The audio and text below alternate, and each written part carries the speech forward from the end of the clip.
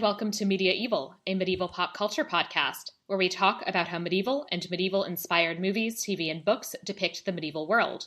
What did they get right? What did they get wrong? And what do they tell us about how modern people see the medieval past? I'm Sarah ifft, a medieval historian, and today I'm joined once again by my mother, Dr. Beth Greenfeld, a PhD in English literature, to talk about The Mere-Wife by Maria Dahvana Headley, a modernized adaptation of the medieval epic Beowulf, as well as Headley's new translation of Beowulf. Mom, welcome. Thank you for having me. Would you like to tell the listeners a little bit about yourself and about why you wanted to talk about these particular items? Well, the first thing I'm going to say is that I do have a PhD in English, and I am Dr. Greenfeld, but this is not my field. I'm not a medieval English teacher. I taught Romance and modern American literature. Why I wanted to talk about it, because the Headley book is one of the best books I've read this year, and I read some absolutely wonderful books. And once I read a book that's a redoing of a different book, then I have to go backwards and reread, actually, that too. And I haven't read Beowulf before this month since 1980. Unlike me, who have read Beowulf 5 times this year. Well, I have listened to the Seamus Heaney thing, but that's an experience more than a occasion. It's just listening to it. I don't care what language it's in. Right. We're going to be talking about The Mere-Wife, which was published in 2018, and Headley's new translation of Beowulf, called Beowulf, A New Translation, published in 2020. Essentially, the story behind this, from what I recall from the introduction, is that essentially she got very intrigued by the figure of Grendel's mother and was therefore inspired first to write a book that is this modernized adaptation that is in many ways primarily from her perspective, but then also ultimately to do this translation, which makes some interventions and different choices in terms of how it talks about the women, and particularly the figure of Grendel's mother. I think she said, because I've listened to some interviews with her, that she was basically looking at a picture book when she was 8 years old and saw the picture of Grendel's mother and just, oh my God, a woman warrior, this is fantastic. And then was stunned when she actually read Beowulf to find out she's not the main character in the book. No, she's very much not. She's one of these 3 monsters. So we'll talk later about Beowulf itself and the way that these different figures are depicted. But I wanted to start by just talking about the Mere-Wife, the enumeratio or recap section. It's where you just basically kind of talk through, with the help, of course, of a cat, where we talk through what happens in the text. The kind of initial focus is on this figure of Dana Mills, who, as we'll talk about more, is our kind of representation of Grendel's mother. She is in the army in, I don't know, I guess probably the war in Iraq. I actually have no idea whether it's Iraq or Afghanistan, or you're supposed to think Middle East desert, and I'm not sure you are supposed to figure out exactly which war we're talking about. It's not explicit. I sort of pictured Iraq, but it certainly could be Afghanistan. Right. Who knows? Iraq maybe because they discover a missing city. That sounds more like Iraq, Mesopotamia, but I don't know. And later at some point there's a reference to the initial mission accomplished banner, which is Bush and the war in Iraq. Oh, okay. She gets kidnapped by someone and put in one of those videos where she, denounces America, I guess, and then gets publicly beheaded, except apparently it was all editing and she wasn't actually beheaded. That's what happens. She wakes up, or kind of comes back to herself, and knows, I guess, who she is, but doesn't know anything about what happened to her, and she also doesn't know the context in which she became pregnant. Right. I guess she must at some point actually get brought back to the United States, although the details are a little fuzzy. I think that's where she's interrogated, because that's where she escapes from, and she's in the U.S. So they must have brought her here for the interrogation. She is interrogated. She doesn't remember anything. It's very clear that they want to know essentially whether this was a rape or a consensual pregnancy, because if it was consensual, then she's a collaborator. She's the one who doesn't want to answer it, because she doesn't want to be a collaborator and she doesn't want to be a victim. Well, but she also can't answer it.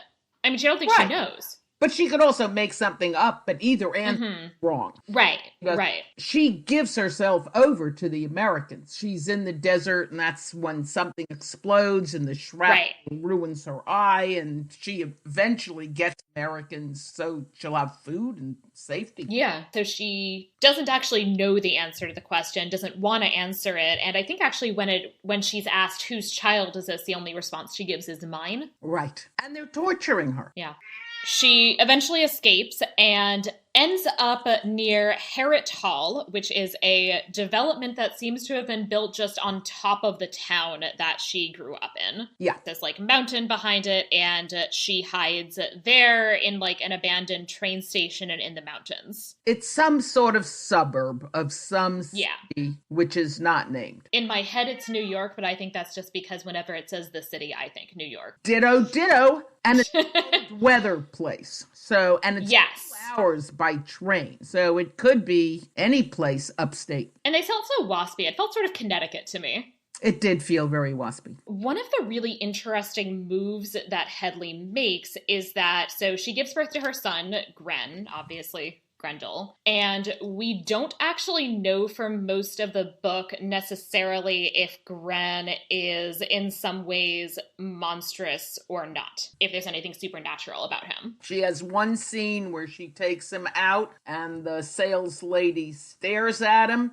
And she gets very, she's staring at my baby because he's a monster, and she runs. Right. So there's this question, she's staring at the baby because there's something in some ways kind of off about the baby. Is she just staring at the baby because this one-eyed woman who who's like very clearly like homeless has a baby and like she's worried about them? You know, who knows? Right. Or is it a baby, a person of color, and she's never seen one before? Right. And actually, I think Dana's ethnicity is not entirely clear. No, it isn't. It's not clear, I would say, in general, to what extent, until basically the end, to what extent her fears are real, or if they essentially stem from PTSD combined, which she obviously has PTSD, but is it, just PTSD combined with reasonable fears about him being a Black or brown child and the kind of real violence that police do against Black and brown bodies. And so is it that kind of exaggerated in some ways, or is it actually him being in some ways monstrous, and that's not clear until basically the end? All we know is, if we can trust anything she says, and I think we can, he was born with teeth, which happens,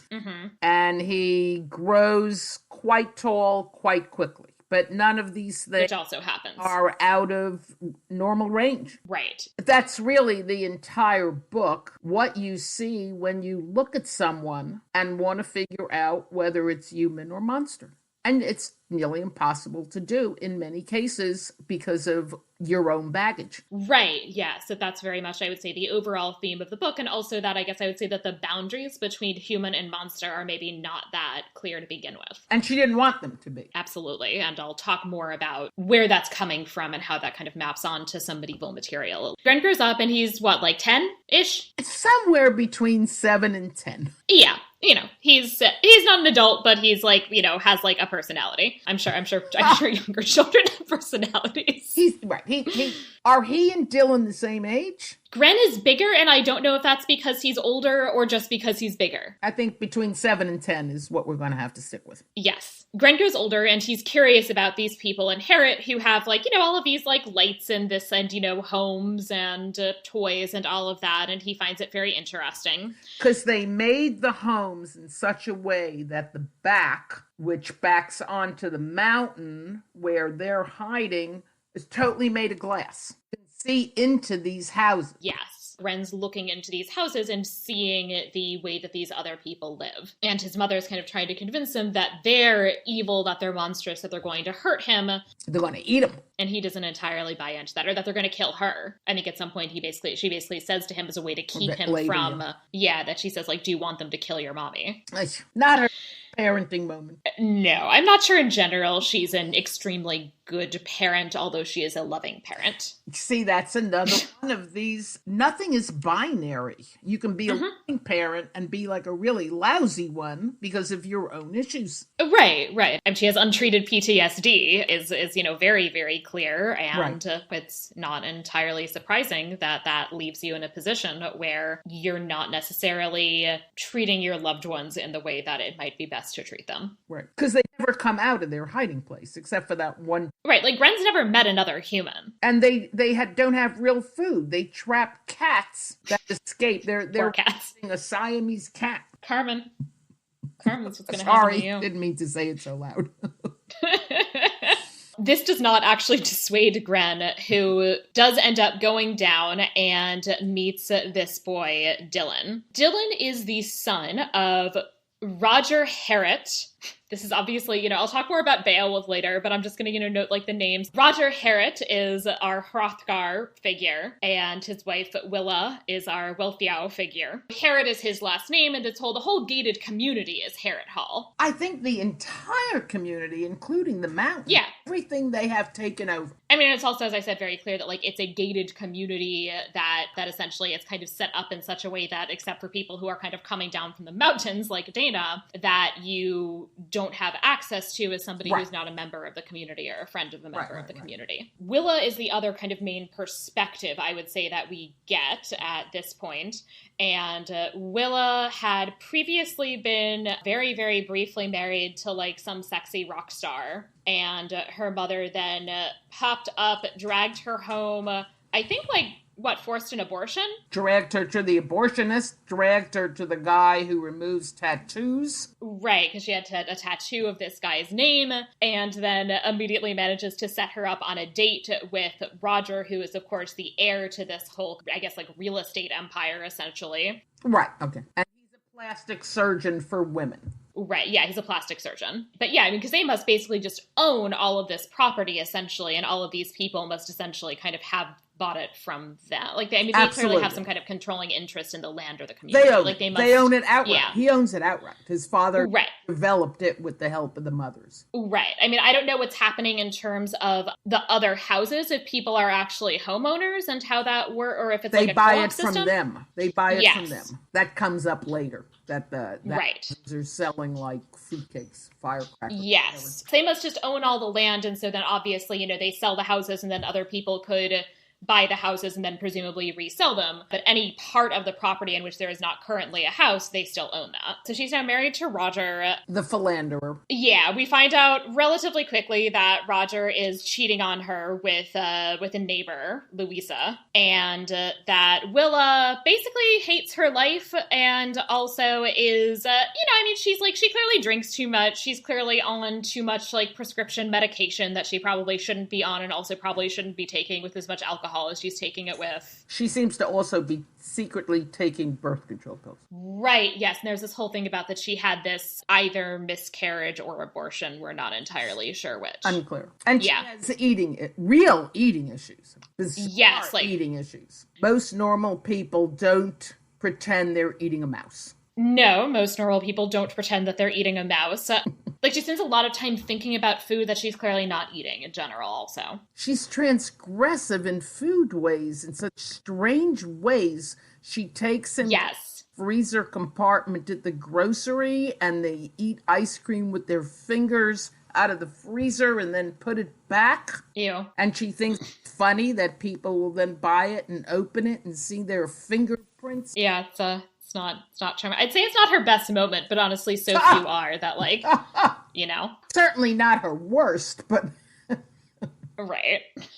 Gren and Dylan have met, and Gren's been, let into the house, and this is one of the other moves that we don't know if Gren is somehow, monstrous or not, is that they keep finding, claws or claw marks on things, so, They're not getting manicures. Right, I mean, is it just really that he has, extremely long nails and that, piano keys are very sensitive? It must be very useful if you have to scrape the fins off of fish, not to cut your nails short. It must be very useful if you're living as a, survivalist. Right. Yeah, I think that's what the claw marks are.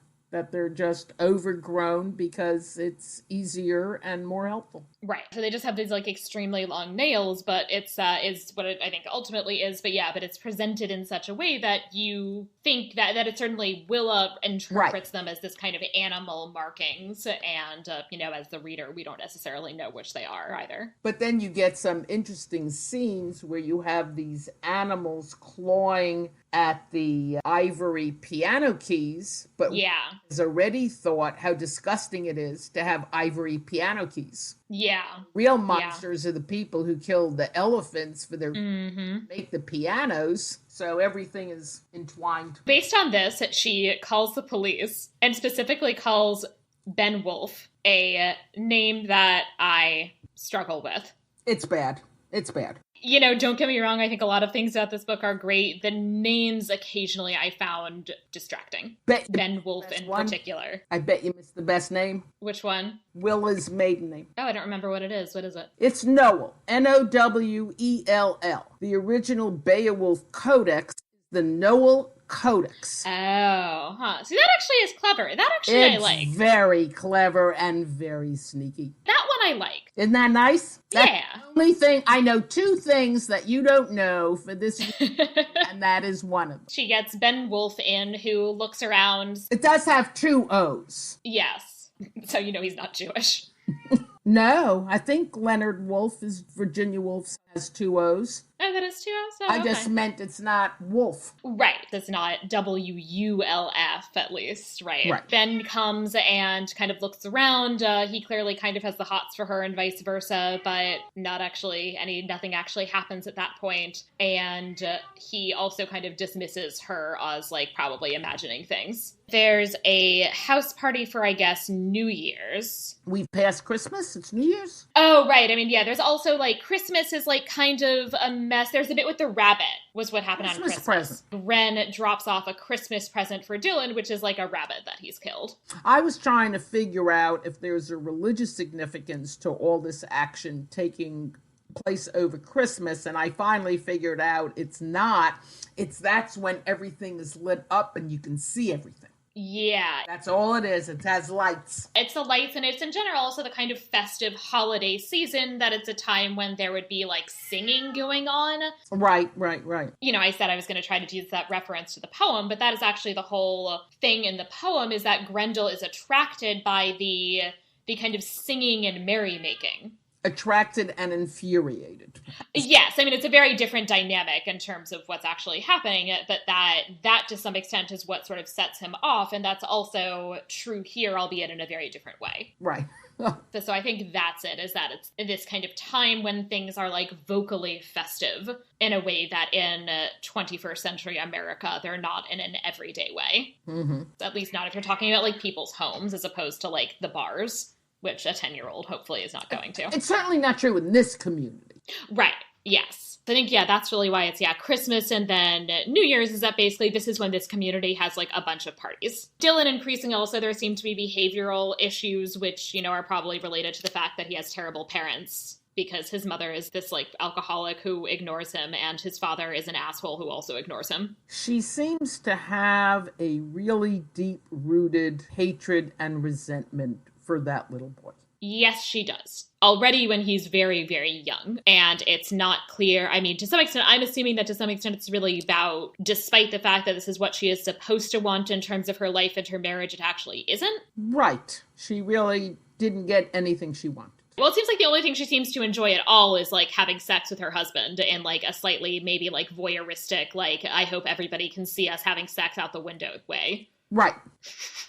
Right. And he's at best a distraction from that. They finally have this New Year's Eve party. Gren, I guess, shows up to hang out with Dylan. Dana realizes he's there and is freaking out and goes to try and find him. Dana thinks that they've killed Gren at some point. They've actually killed a bear. Well, Roger fires a gun and something falls down. Yes. Well, because I think Willa lies and says she has a gun.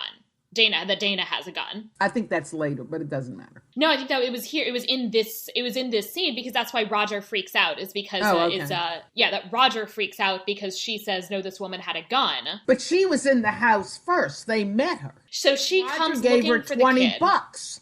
Yeah, so she comes, she looks for the kid, and she can't find him, and then I guess she leaves. Then I guess Willa sort of starts freaking out and thinking that she's seen various things that she didn't actually see. Well, she did. She did have a gun. Oh, did she have a gun at that point? I think so. Well, okay. She did have a gun, but Willa is not actually sure that she had a gun. Right. You can't trust her perceptions either. Right. I mean, that's why I'm saying Willa is lying. It's very clear that Willa is saying she has a gun and isn't actually clear even in her own head about whether she really had a gun or not. So the fact that she did is to some extent irrelevant. Oh, okay. Roger goes after her and shoots what turns out to be a bear. Dana thinks that he killed Gren, and Dana kills him, like, with a sword. A sword that she found in the mirror. Yes, a sword that she found in the mirror. And, so she kills Roger at this party, and they eventually, kind of takes off. Dylan pulls this whole thing where he, like, swallows a toy, like, as a distraction, basically. I think so. A king.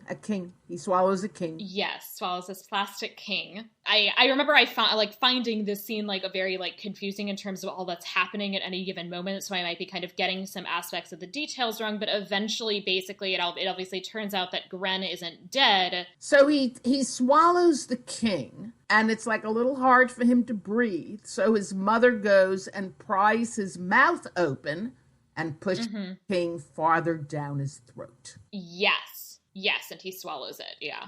And then somebody rescues him. He's gone. I think he runs away. I think he and Gren run away. And Gren somehow, and runs to the cave where Gren is. Dana, who has been injured, comes too, and she's got both of the boys now. Because this is when she's shot. So she was shot in the arm, and eventually Gren has to... In this scene or later? I see it's very confused. There are so many violent scenes. Right. I mean, there's a lot of back and forth, so it happens a little bit later, but it is in this scene that she's shot, and so then, like, later in this whole episode, it's when Dylan is still with them that Gren has to amputate her arm, that he has to cut her arm off because it's become infected. Sepsis. Yeah, that she can tell it's become infected and that he has to just cut it off. I am going to interpolate one thing. Both she and Beowulf are veterans of the same war. Yes. And they keep saying things like, and I can't even remember which one said them, I think it's him actually, that you don't want to die of that kind of infected septic. The way you want to die is it snows and you shut your eyes. And that's this. But this is a bad death. And I think he's the one that thinks that. So it's very weird because they... Or on the same side, they don't deal with it the same way and didn't deal with it the same way at the time. But it's clear that they in some ways have somewhat similar mindsets as both veterans who probably both actually have PTSD. And have an odd connection that obviously bring them closer together. But... Right. So she's got all of these children and no arm. She has 2 children and 1 arm. 2 children, 1 arm. Stop. This is not a funny book. I know. It's funny to say all the podcasts I've listened to, you and your guests are just laughing and laughing. There's nothing to laugh about. No, this is not a very funny one, no. The 2 children, 1 arm is about the funniest I've got. It's really not very funny. No, it's not at all funny. Remember, she does talk much, much earlier in the book about whether the amputated or just blown up limbs of people live as ghosts someplace. Right. Because we haven't actually talked about this woman who she describes as a saint, this woman who has like a candle between her breasts. That's clearly this kind of ghost that she's seeing, but that it's somebody who first she, I think, must have encountered, who then very shortly after died. In the hospital. And she had no legs. Yeah, and who I think talked about feeling the ghost of her legs. Yeah. Right. That, is very much also an underlying theme here. Meanwhile, Roger's dead. Willa is fucking Beowulf, and I find it fascinating how many Beowulf adaptations feel the need to introduce a sexual tension between the Beowulf figure and the Wealhtheow figure that I think is nowhere in the poem. It's not, but it actually makes sense. I've listened to your podcast on the movie where it seems utterly bizarre. In the book, it makes sense to me. In this book, it makes sense to me. In this book, it specifically, yes, it made sense. Because one way or another, her mother would not have allowed her to remain single, so at least it's nice she right. made her own choice. Right, exactly. And that seems to be very much what it is that basically it's like, well, I have to take control of things. And that's increasingly, I would say, Willa's arc, as Willa wanting to exert control over circumstances that she did not previously have. And that she likes the sex. It seems to be very good sex. That too, yeah. In crappy motels. Right. Garbage places. Yes, she really likes sex in crappy hotels. She's sleeping with him.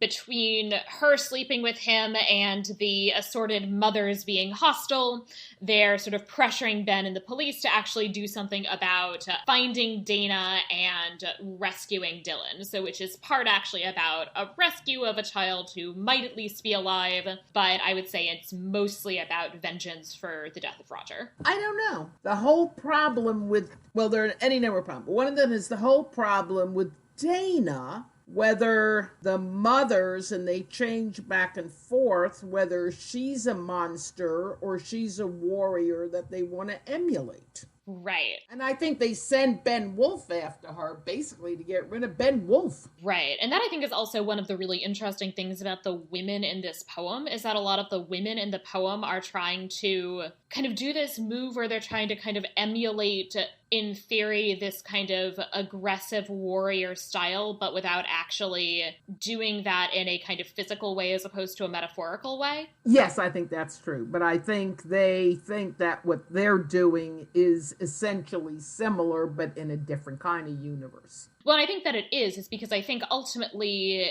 one of the things that the poem is saying is that the aggressive and problematic violence isn't even actually the act of being able to shoot, stab, etc. What makes it this kind of aggressive, problematic violence is the way in which it's used to exert control on the world, over the world around you and the other people around you. I mean, I hate blaming mothers, obviously, but Willa's mother has done terrible things to her. Oh, yes. I mean, yes. As a little girl, she had a nightmare, and she goes to her mother and says, "Mommy, I have a nightmare. This is normal behavior." And the mother says, "If you ever come to me again in the middle of the night to tell me about a nightmare, I'm going to tie you to your bed." Right. I mean, I can't imagine what that does to a child. Yeah. How it warps their entire life. Yeah. But I think we need to say something about the mothers in general. The mothers function in this novel as a sort of a chorus. Right. So they talk about basically grown women in general and how they do exert control of their lives, of their husbands, of around them. Right. And how they hide things. That was the interesting thing. And the things they congratulate themselves for. We never pushed our husbands down the stairs. We never put poison in their food. I mean, why bother once they're 16? Oh, actually, the way I was reading that is that they were saying, obviously, we didn't do that, and they definitely at some point did. Oh, I did that with the opposite one, because they also say we never had broken jaws. Nobody ever twisted our arm till it broke, and that's what I thought they were hiding, that there was domestic violence. I think it's both. You're right. If it's one, it's got to be both. I think in general, the things that they say, like, this never happened, I think all of those things are things that have happened and that they know about, and that they're saying they didn't happen because they are secrets. But it's this, quote, chorus of them. The mothers are Roger's mother and, well, I don't know if she's really his mother, since I think she's his father's third wife, but be that as it may. We call her Roger's mother. I think she is. And Willa's mother and their various friends. And they function as a chorus and tell us all these things about being a woman and being a woman in this particular society. And Great stuff. And it's really interesting also to see the way in which their choices are also really influential in terms of the kind of shaping of this community, including the kind of switch of allegiance that they have when they realize that Roger is cheating, not because he's cheating, but because it's not allowed to cheat with one of the other wives in the community. If you cheat, you do that in the city. Right. Yeah. Don't stick your inkwell into your own whatever that thing. Right, yeah. That, you stay in the city and you fuck your secretary. You don't sleep with your neighbor. But that's who Tina was, his secretary, and they didn't like that either, because who wants secretary? Well, they're fine with him, but them sleeping with the secretary. Right, but not marrying them and making them the boss. Well, I mean, it's all about sort of ideas about class and what you're allowed to do where, right? I mean, it's that you don't fuck the other women in the community. You fuck like the women in the city who are like lower status in some ways, but you do not marry them. Right. I'm not even sure that's always class so much as we all live here, we're together. Take you someplace else. I mean, though it's insider outsider, I think. Right. And so there's a kind of sense in which, Willa is more sympathetic because of the fact that Roger is breaking the rules. Because her mother is so awful, because her husband is so awful. Well, all the mothers are awful. Ben goes after Dana, etc., and finds Dylan, and also finds Dana's arm, which he brings back and claims to have killed Dana and Gren. I'm sorry, I'm just sitting here just so appalled at Beowulf. He's so awful. He's a liar, he's a coward, he's a murderer. Oh, yeah, no, he's awful. There's also just, a lot. Willa gives Louisa, her husband's mistress, some tea and forces her to miscarry, and then she gets, sent off somewhere by her husband. Her husband throws her out. Yeah, she gave her something in her tea. And Diana, I think, just straight up murders Tina. Her mother just murders Roger's mother. No, I don't think that's true. I do. I think she, pulled her plug. No, I think on the life support. Had cancer and was in a lot of pain, and it was basically a assisted suicide with permission. I think. Oh, that's not how I read that. I read it as certainly she was probably about to die, but that I didn't interpret Diane's hastening of it as charitable as opposed to wanting to kind of hurry things up and getting her daughter full control over everything. I don't think she needed it to do the stuff they were doing. The mothers had taken control anyway. At any rate, then it's just unclear. But I was pretty sure. They don't say. They just say she was there and who knows what happened and if anything was in the tea. Right. So she certainly is somehow involved in her death. It's not clear to what extent Tina was. No, I thought that was or not. I was heroic, but who knows? I was not interpreting it quite so altruistically. Right. Willa and Ben get married. They've got twins. She's pregnant. She's pregnant at Roger's funeral. Everybody's fucking pregnant at Roger's funeral. Because Louisa's pregnant. She's pregnant. It's like Roger's funeral just filled with pregnant ladies. With, the one not his wife pregnant with his child and his wife pregnant with somebody else's. So she's pregnant, I guess, from their seedy motel sex already. They get married fast. Dylan is not here for it, which fair, because Beowulf sounds awful. They sent him off to boarding school. Well, but even before then it talks about, so they get married, he swallowed the ring. He was supposed to be ring bearer, and then he just swallowed the ring to be an asshole. Obviously, they eventually get married. I think he has a couple of behavioral problems, and within a couple of months they ship him off to boarding school. As opposed to Ben's behavioral problems, where he drowned a kid when he was that age. Yup. There's also, by the way, a lot of hints about, and I don't think Willa knows the thing, I think only Ben knows this, that there's also something a little off about the kids and about the twins, that there's this bit that they clearly just beat up some kid at school for no reason or something. Well, it's also getting back into the whole, are you a monster, are you a human thing? Ben is very hairy. Yes. And there's this whole thing about whether to use depilatories or this to sort of smooth himself out. And the twins are born with hair filing down their spines. Right, which clearly has this kind of hint at monstrosity. I have no idea if it's actually a real thing that children are sometimes born with hair on their spines. I'm sure it's like Gren in his teeth. Yeah, no, I'm sure it's happened before. I know certainly babies are born with hair on their heads sometimes. Like sometimes they are, Right. and sometimes they I aren't. don't know the answer. It's one of the things I did not Google, but I would think it Right. happens. Ben also is an orphan who was, or not, well, not necessarily an orphan, but he was abandoned at an orphanage. Yeah, he's a foundling. They dumped him. Yeah, so so his parents or somebody, ditched him in front of, at the, gates of an orphanage. So I think there is this kind of undercurrent of, is there something that's kind of wrong or monstrous about him that led to that, and that's also coming out in his children, but also it's something that, again, it's unreliable. Is this just his own kind of personal anxieties and hangups, or are we meant to think that there's something off about him in some ways? The more we talk, the more it seems obvious, whether it was done purposefully or not, that you can get rid of Beowulf, you can get rid of monsters and say, this is a book about parenting. Which I think actually is a really interesting choice, because I don't think that's actually true of Beowulf the Epic, and it's something in at least not overtly. And I think that's actually something that then... Yeah, it is actually. All the stuff about, and it's obviously true for all of European history, all the stuff about fathers giving their daughters to their enemies. Peace Weaver is a old English of course, for the women who were given, and obviously that's all through of European history. You marry your daughters to, and there's all this stuff about the mothers in Beowulf saying, hey, Beowulf, do this or don't do this so that nobody will murder my sons. Right, that Wealthyhouse says that to him, and it obviously doesn't work out, and somebody does murder her sons. Right, but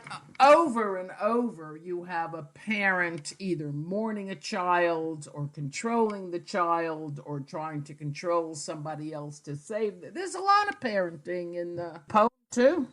There's certainly an interest in kind of family and kinship and your kind of responsibilities there. And I think that it's a kind of theme that's there. I think she makes it more overt in some of the choices that she makes in her translation. Sure. And also it's much more overt and deliberate in The Mere Wife than I think it is in Beowulf. But since I'm also reading Medea, I've got parenting on my mind.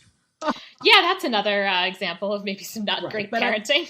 But it's really huge here. Yes. I think it's maybe a kind of subtle sub-theme in Beowulf that she really brings out and brings to the forefront in this novel, is what I would say. And I think also there is this thing in this poem as well about, and I think this is actually also in Beowulf, is this kind of theme about lineage and the importance of lineage. And kind of having a son to carry on your legacy and what that means. You think that's in the novel? Yeah, I think that actually is something that's kind of coming out in terms of the concerns that people have about basically like who comes after me. Oh, okay. No, I meant in the novel. For me, that's coming up in terms of like specifically how Ben Wolfe thinks about his family situation. Well, he doesn't want his kids to be arrested. Right. Okay. Dylan's run away from boarding school, which Willa is very dismissive of because she assumes that it's just because he's coming to basically like wreck the opening of the Herot Heritage Station. But when she's on the phone waiting to be transferred to the headmaster, she has all these fantasies about a dead kid. Yes, she imagines he's committed suicide. Goes on and on for like 2 pages. She's fantasizing that he's dead. Specifically, like her immediate thought is suicide, and she has this whole kind of fantasy set up about him having killed himself. I really don't understand her lack of love for him.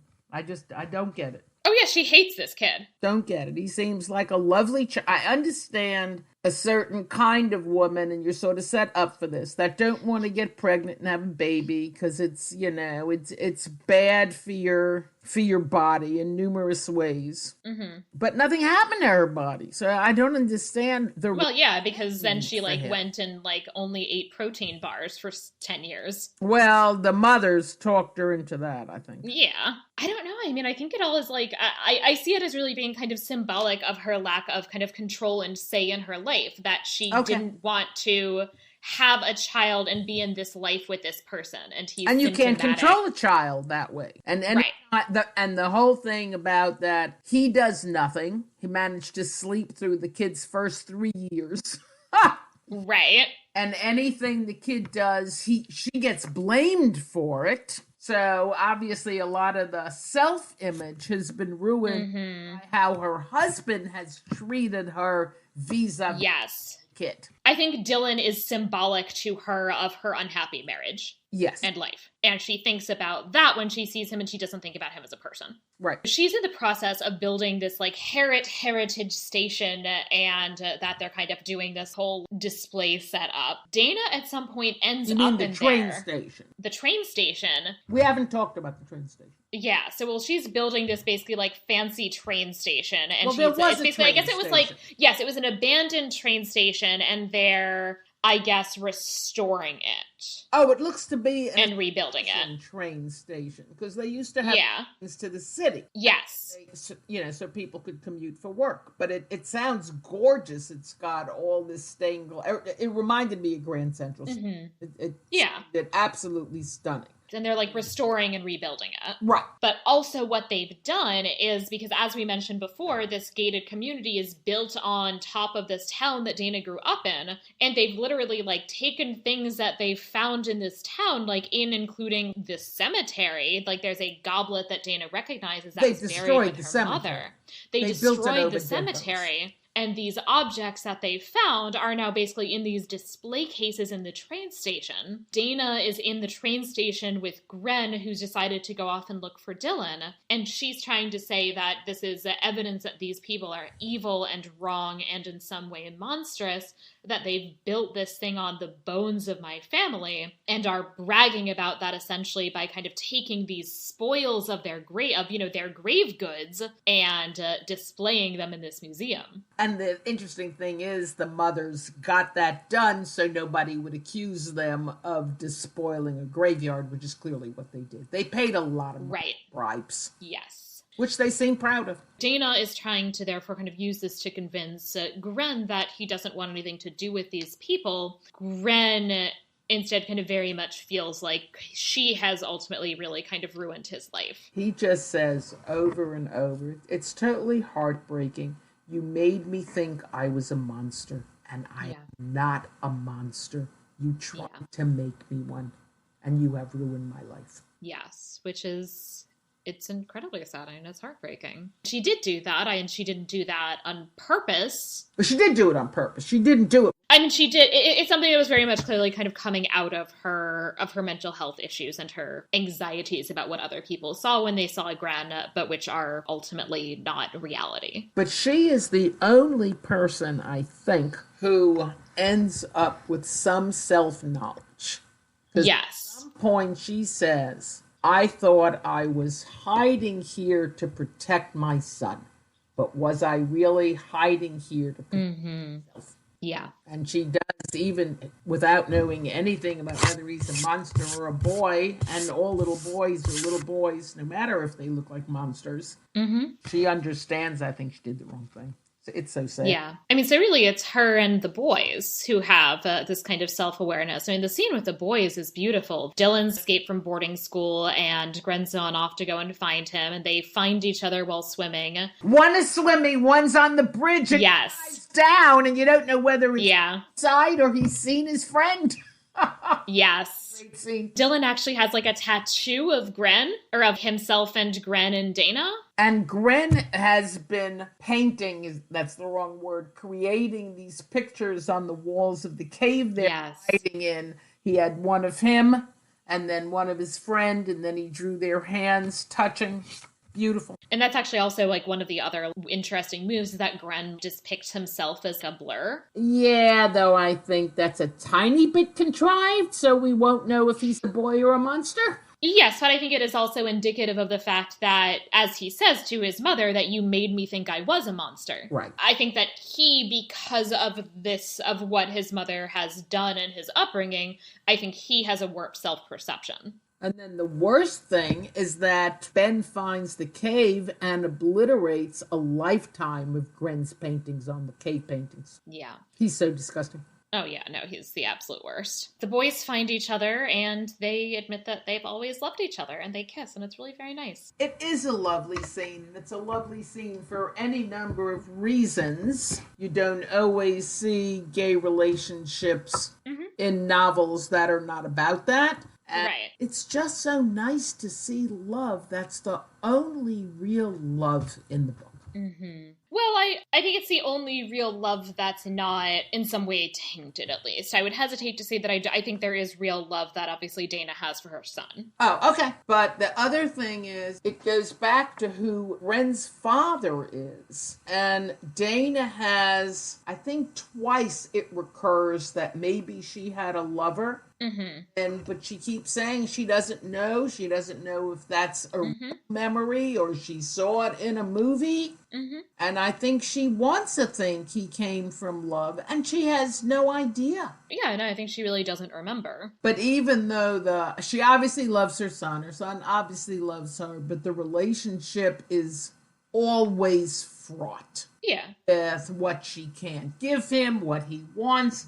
The love between the two boys seems much more pure. Right, and because I'm struggling to find the exact kind of vocabulary for it, because I think, it is ultimately, there really are these kind of mental health issues that have really made her not able to give her son the life that he should or could have had. What I meant by pure, that it's not adulterated with anybody's past emotional garbage. There's an astonishing kind of lack of emotional baggage that's affecting the relationship, despite the fact that they clearly have actually good reason to both have a lot of emotional baggage because both of them have really weird relationships with their mothers. Right. So that's what I meant by pure. But no, I mean, it is a really beautiful relationship. I think the only thing that the only thing that I will say about it ultimately is that it is unfortunately something of a trope that a lot of gay romances end tragically. Everybody's life ends tragically. That is the one thing that I would say kind of in favor of this not being a kind of pure representation of that trope, is that it's not like anybody else turns out any better. Right. The two of them are together, and Dana, while she's still in the station, Beowulf shows up and they're fighting. And while this is happening, I guess the boys show up and Dylan actually stabs Ben in the neck, and then the boys take off. I thought that's when she and Gren take off and leave Dylan. Because he's about to kill somebody, and Gren says run, and she and Gren run and leave Dylan. That's after. The cave. That's a different. No, that's later. Because they're in the house. Because remember, Dylan and Gren then run, and Ben must run after them. But remember, it's Willa who kills Dylan in their home. It's a little, I don't remember the exact, this happens, then this happens. But yes. But yeah, so that the boys both run to the house, and Willa, she's like on a bunch of drugs, on like some sleeping pills or something, and... Not an excuse. Oh no, I was going to say allegedly thinks that she is stabbing a monster / Gren and is actually killing her own child. Oh, I don't believe any allegedly about it. Well, that's why I'm using the word allegedly, is that that's what the kind of claim is made, and I don't think that that's true. I think she knows what she's doing. Or that exactly what she's doing. What's not clear is whether she actually cuts out his heart. I don't think she does. I don't. But so disgusting. She certainly kills him and then blames Ben. Yeah, Ben gets the short. For having snapped. But I don't care. Oh no, I mean, he's so unlikable that it's hard to feel bad for him. But she, in some ways, I actually think she in some ways is worse. But it's the mothers too, because the mothers come. They wipe her fingerprints off the knife. Yes. And then they say, find Beowulf the monster. He killed our grandson. Yes. And they know he didn't. They close ranks, right? Willa is one of theirs and Ben isn't. For a time. They are at the funeral for Dylan. Dana and Gren decide that they're going to go and exact vengeance. Which they do with Dana, at least, I think, knowing there's a good chance they're all That's going to die. Gren's decision. Yes, and she agrees to help him. Right. But yes, that's very much Gren's decision that he says that he has to do this, and I think he says kind of make me a warrior like you or something, or make me a soldier. They go and they're at the funeral. Ben also arrives at the funeral. And the police are looking for him. Right, because they think that he murdered Dylan. He kills Gren, at which point everybody very clearly realizes that he's only a boy. You can say killed. Do not forget that he cut off the child's head. Yes. Holds it up. Oh, yeah, so that he's kind of very much kind of doing this like kind of like trophy display thing with the body of a child, which obviously everybody is horrified to see. Willa, I don't think we've mentioned for, I guess, since basically like this party, has been wearing this like watch with a dragon on it. A present from her husband that costs more than a car. First husband. Right.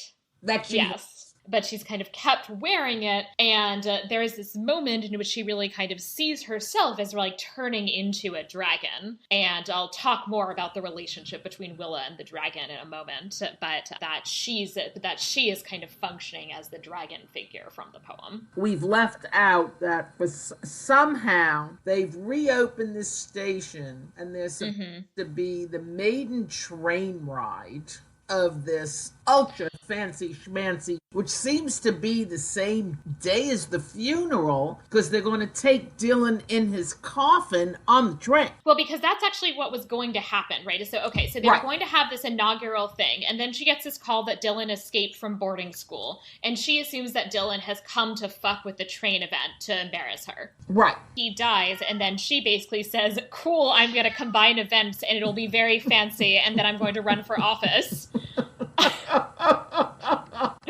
And I mean, her really taking control over her life in this way would be like admirable if she wasn't so disgusting. Right. And so that's what it is that she's like melding the events. And so she's got like the whole thing basically set up already except for the coffin. And I think she has to change the color of the balloons. Yeah, she has to like switch it. She has to like, she's got to like switch out 2 or 3 things to black, buy a coffin, and then otherwise she's basically just like has the same fucking event. Like she probably didn't even bother calling the caterer. I don't think she would have to. No, I'm sure it's the same food. Though frankly, I'm glad she has a caterer. It really bothered me with as much money as she had that she was cooking all the hors d'oeuvres for all those parties. Yeah, well, it was bizarre that she was doing all that cooking. Blinis the size of your thumbnail? Who makes a blini the size of your thumbnail? Especially because she clearly hated it. Right. The mothers basically, like, at this point, just decide to just fucking ditch and give up Willa, who they, assume gets arrested. They assume Ben is also getting arrested because they haven't actually, in their testimony, they have not apparently actually let Ben off. Well, I guess they've also seen him murder Gren, so maybe that's why. I don't know. Yeah, they're going after Ben for Gren's murder. Ben runs off and is still holding Gren's corpse, or his head. And he's a mess. He's bloody. Yeah. He looks terrible. Dana somehow ends up driving the train, which the mothers are all on. The back. She right. through the back. The mothers are all on the train. Dana's driving the train. Very fast. And she drives the train into Ben and then off the mountain. Off the bridge, yeah. Well, it's a bridge on a mountain. Yeah. So everybody dies except for Willa, who's in prison. Which I find bizarre. Why Headley left Willa as the only person standing. Right. I don't understand that as a thematic, and I don't understand why Willa's alive. Everybody else is dead. Maybe it's because the last person standing in Beowulf is also somebody whose name begins with W. Well, yeah, but insofar as she stands for Hrothgar's wife, we have no idea what happened to her. No, we don't. But I'm just saying thematically, and I'm fine with her going to jail, though frankly, she's going to get off. There's absolutely no proof she killed Dylan since the mothers erased her fingerprints from the knife. So she's actually going to get out of jail. There's not a chance in hell. But also they're relying on their witness testimony, which they're not going to give in a court of law because they're dead. Right. So she really, I think, is the sole survivor. Yeah, I'm not sure exactly the point of that, especially because, to the extent that she represents the dragon, the dragon kills Beowulf but doesn't survive. The dragon dies too. Yeah. I've been trying since the first time I read this to figure out what the thematic, psychological, literary point of having Willa alive when nobody else is. Yeah. Maybe it'll come to me, but I haven't been able to figure it out. I don't know. It is interesting, though, the extent to which Willa really has in some ways revealed herself as to some extent this kind of survivor, in part because of her adaptability, that she, as much as she often hates it, keeps adapting and switching to all of these different circumstances in a way that no other character, I think, really does. Okay, so it's the chameleon-like need to survive and a belief that she's going to. So I think it is that. I don't think it necessarily has anything to do with Beowulf, but I think it in some ways actually does make sense internally to the near wife for Willa's character. Well, I wish her will. Do you? I'm not sure I do. Well, let's see. I really don't see how they can convict her, and then she still owns Herot Hall. She owns everything. I mean, I think she'll be fine. I'm not sure I wish her well. I don't know. I have mixed feelings about Willa. Right. It's not like she doesn't have some version of trauma. Yes. It's obviously not normal to kill your kid and cut his heart out. This is not normal behavior. No, I mean, I actually think that what potentially should happen is I actually think that she should be put into a psychiatric ward. And then you obviously walk out when they clean her up from all these meds that she's on. Give her right. therapy. Her mother's dead. She doesn't have to deal with that. But it is ultimately the case that, well, on the one hand, she obviously experienced a lot of trauma. There are other people who experience trauma and don't murder their children. Okay, I'm obviously jumping forward. But if this were a movie, and pretty much the next to the last thing you see is Willa being led away by the police, what is the look on her face? Grief? Wink, I'm going to get out of this? Despair? What is it? I mean, that's the thing, is that the look I envision is very much the, blank politician's look. Okay, and the wink, the look I see is, I am going to get out of this and I'm going to have a new stage in life and there is nobody around who can tell me what to do. And so, as I said, I envision this kind of blank look on her face because she's not going to give anything away, either to the people around her or to the audience. And I see smug self-satisfaction because she knows she's going to get away with everything. I think she probably does, but I think that she wouldn't. I think you're right, but I think she wouldn't let it show on her face. Okay. I actually think that her letting people see that is not consonant with her character. Okay, we'll see. So this one I think can move on to the next segment, the Vera et Falso, which I'm going to do something a little bit different with than normal, since of course, this is a modernized adaptation. So the ordinary historical quibbles I might do, I am obviously not doing. What I wanted to talk about is some things that echo the medieval past versus some things that are clearly just entirely modern, and in particular, how this is kind of relating to Beowulf. I first did want to mention very briefly the interesting non-Beowulf medieval referent here, which is this line that Dana repeats a number of times that she says, all is well and all will be well and all manner of things will be well. I'm reading this and at some point it hit me, and this was on the first read, that this comes from the writings of Julian of Norwich, who is a woman mystic and an anchoress who, in some ways like Dana, in fact, lived in a self-imposed isolation where she experienced these divine revelations, which she then wrote down in her vernacular in Middle English. And one of the things that's actually really unusual about Julian is that a lot of the women mystics, we have their revelations written down, but a lot of them are written down as told to their male confessors, who are then the ones actually doing the writing, whereas Julian seems to have written them down herself. And so she lived basically her whole life in Norwich, born in 1343 and died in 1416, and we actually don't know what her real name is. She was known as Julian, but that seems to have been because she was attached to St. Julian's Church and not because her name was actually by birth Julian. That's just a fun little medieval fact. So now let's talk Beowulf, the obvious reference point. I'll do just a very quick summary of how Beowulf works for anyone who is not familiar. King Hrothgar builds this hall, Herot, but the sounds of merrymaking attract/disturb Grendel, who is a monstrous creature that is described as a descendant of Cain, and worth noting, it actually does not ever indicate clearly on which side or if on both sides he is descended from Cain. Right. Because they have this guy who keeps showing up at their feasts and murdering people, they stop having feasts and are living in fear of Grendel. Beowulf then shows up and says, I'll kill your monster. And after an evening of feasting and song, Grendel then arrives. Beowulf makes the choice to fight him unarmed and does so successfully and rips off his arm. Grendel then slinks away to die. And his mother, in vengeance, then the next evening goes to Herot while they're celebrating having defeated Grendel and kill somebody else in repayment for the fact that they have killed her son. Which is standard behavior. Yes, this is standard vengeance culture. And I would say the only thing that is potentially unusual about it is the question of whether women participate in vengeance culture, whether it's valid for women to participate in vengeance culture in that particular way. Mm-hmm. But as an act itself, it's not out of the norm, including the fact that she's actually quite restrained. I think she only kills one person. Right. And it's very much a kind of life for a life. So Beowulf goes after her, and she's in this underwater lair, and he kills her ultimately and takes the head of Grendel with him. At Herot, they then celebrate. So then there's basically a big jump in time.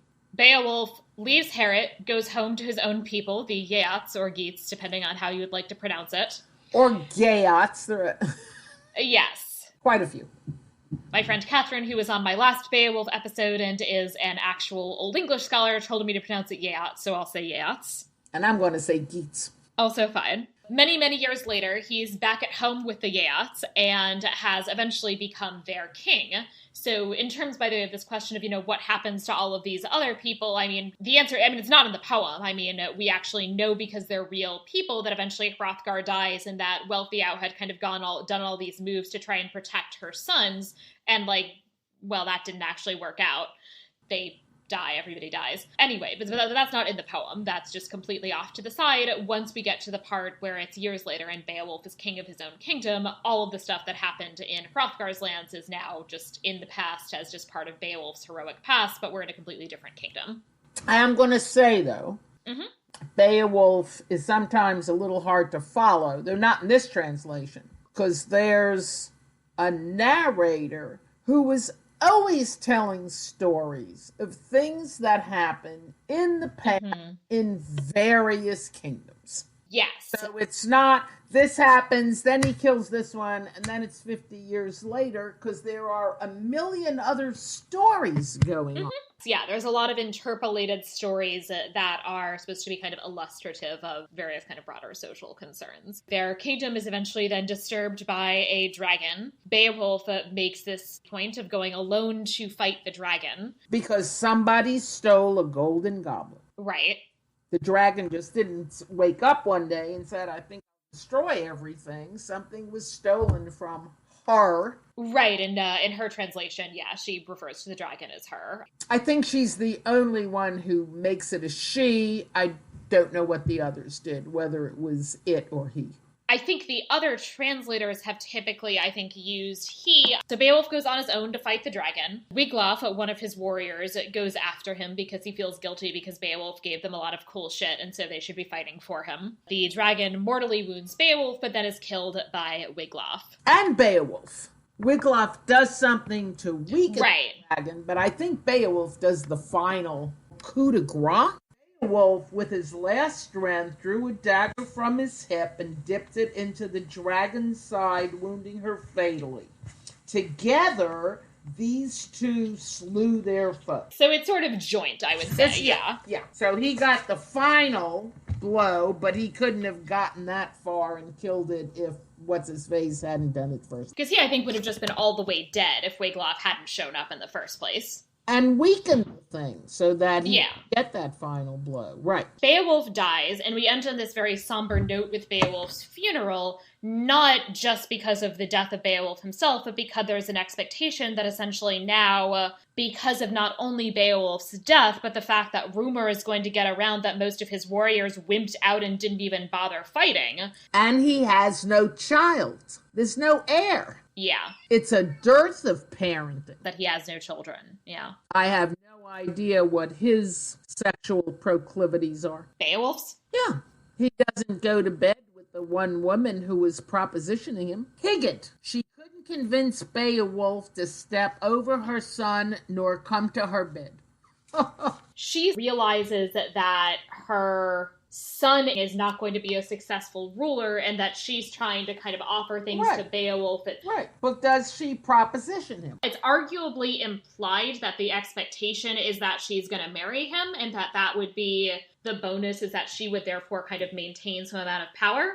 But that's, I could see that being the implication, but it's actually not directly in the text. Well, that's the only sex there is. Right. I mean, there's really not much in the way of sex. No, there's nothing. Right. I mean, it's just, sex is essentially just not even really relevant. I mean, obviously, we have Wilfio and Hrothgar, who are, a married couple, but there's really nothing in the Old English either about their sexual relationship. Oh, there is a sexual relationship. It's horrible. Well, there's that one woman who it talks about how she sucked so much and then she got married to somebody and now she's nice. Monstrous. She was horrible, and then she married Offa and, quote, marriage mellowed the monster. But there's another one where somebody says that somebody was going to be married off to someone, that it's going to be a disaster, that they're going to get married and then somebody is going to pop up and say that I hate you, and this one's going to kill this one, and this one's going to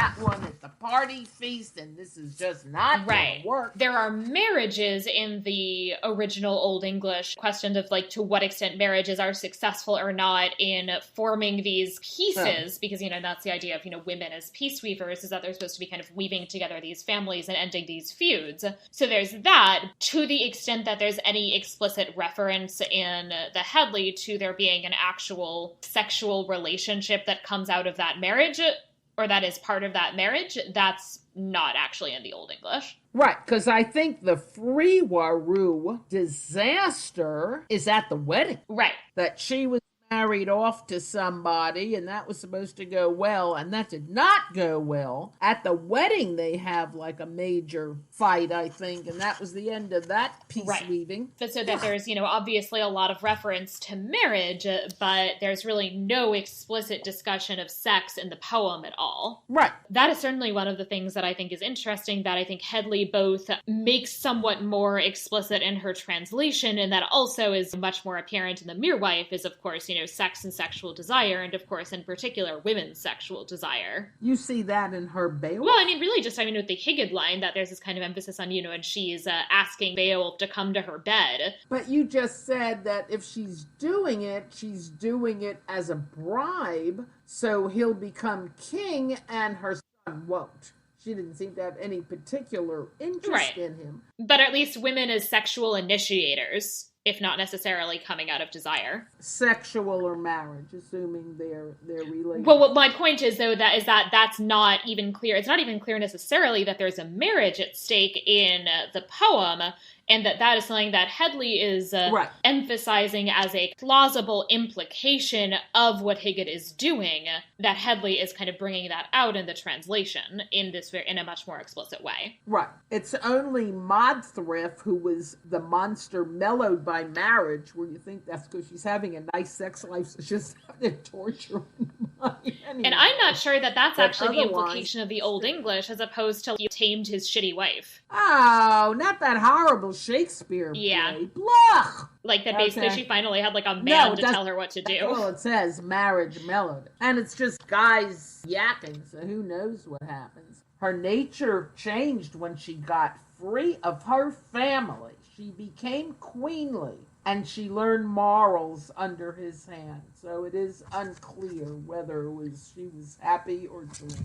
Looking at the Old English, it seems like it might just be basically that, this guy who was a decent person, told her what to do. But all of these women, including Wilfio, they all really give more of a damn for their sons. Oh, yeah. Which doesn't not make sense. I think that's something that kind of comes out a lot, is this kind of question of to whom does one kind of owe this allegiance to, and I think it's also, it comes out in Greek mythology, too, and this kind of question of whether Clytemnestra should have felt her loyalty to her daughter or to her husband. But I think that's probably what makes Willa so monstrous. Yes, that she doesn't really seem to give a damn about any of them, actually. She's inherently monstrous, but she's in a literary lineage where the women really will do anything for their Right, sons. and I think that she's, well, and I think really what kind of also I would say in some ways really does make Willa particularly monstrous is that I don't think she gives a damn about any of them.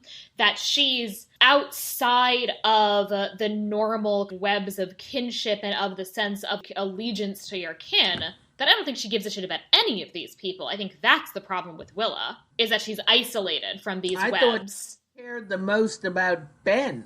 But not for no, I think long. she was clearly, I mean, she enjoyed having sex with Ben, but I think otherwise she was clearly just using Ben. The second he was no longer useful, she ditched him. Right, and she had no relation at all with the children by Right, him. we have no idea if she's ever, like, met them. These women. But in terms of Beowulf parallels, the other things I wanted to mention in terms of very specifics, we obviously have Gren and his mother, Grendel and his mother, but I do think it is really interesting that we have Willa as the dragon. And one of the things that's really, I would say, important about the dragon is the idea of the dragon as basically hoarding wealth, and wealth as being all kept up by the dragon and not being spread around to your retainers. That if a lord gets a bunch of stuff, he's supposed to spread it around, right? Like that's what makes a good lord in Scandinavian customs, is these kind of acts of gift giving. And the dragon doesn't do that. The dragon just kind of sits on his wealth. You know, I've been having these odd visions that I've read in other places. Dragons sitting on gold stores? I really must be having hallucinations. Yes, I wonder where Tolkien got that one from. And I wonder where Rowling got it from. I bet she got it from Tolkien. And it's also, isn't it, in one of those Narnia books? Oh, yeah, I'm sure. But it all really goes back to old English Scandinavian ideas about dragons in this particular way, in which what makes them monstrous is the way in which they hoard wealth and also are kind of in a way that also kind of represents their isolation from these kind of structures of social relationships. On the other hand, what I found fascinating about Beowulf is that it was humans who dragged all the gold there, and then they sort of all died out, and the dragon showed up. Well, and also that fundamentally at the end, that ultimately they don't actually remedy the problem, because I think they'll just like toss all the wealth onto the pyre with Beowulf. Yeah, that was bad. That was poor. Yeah. It's really poor. I think one of the things that is ultimately kind of functioning as describing Willa as monstrous is this kind of selfishness and the fact that she doesn't really have any real meaningful connections with anybody else. And so that she is hoarding power and wealth and willing to sacrifice anyone, no matter who, in order to achieve that. But what I really liked is the parallel for that part was Dana finding the silver cup, because the silver cup kept reminding me of the gold cup that the guy walked off with that started all the trouble with the dragon. And to some extent, the silver cup that Dana found started all of that trouble, because she was so furious, but rightfully so. I mean, they just literally walked all over her ancestors and her ancestors' and belongings. But there is a similarity in those two cups or chalices. There's also a lot of detail-oriented things. Ben is diving underwater in order to go after Dana and Gren.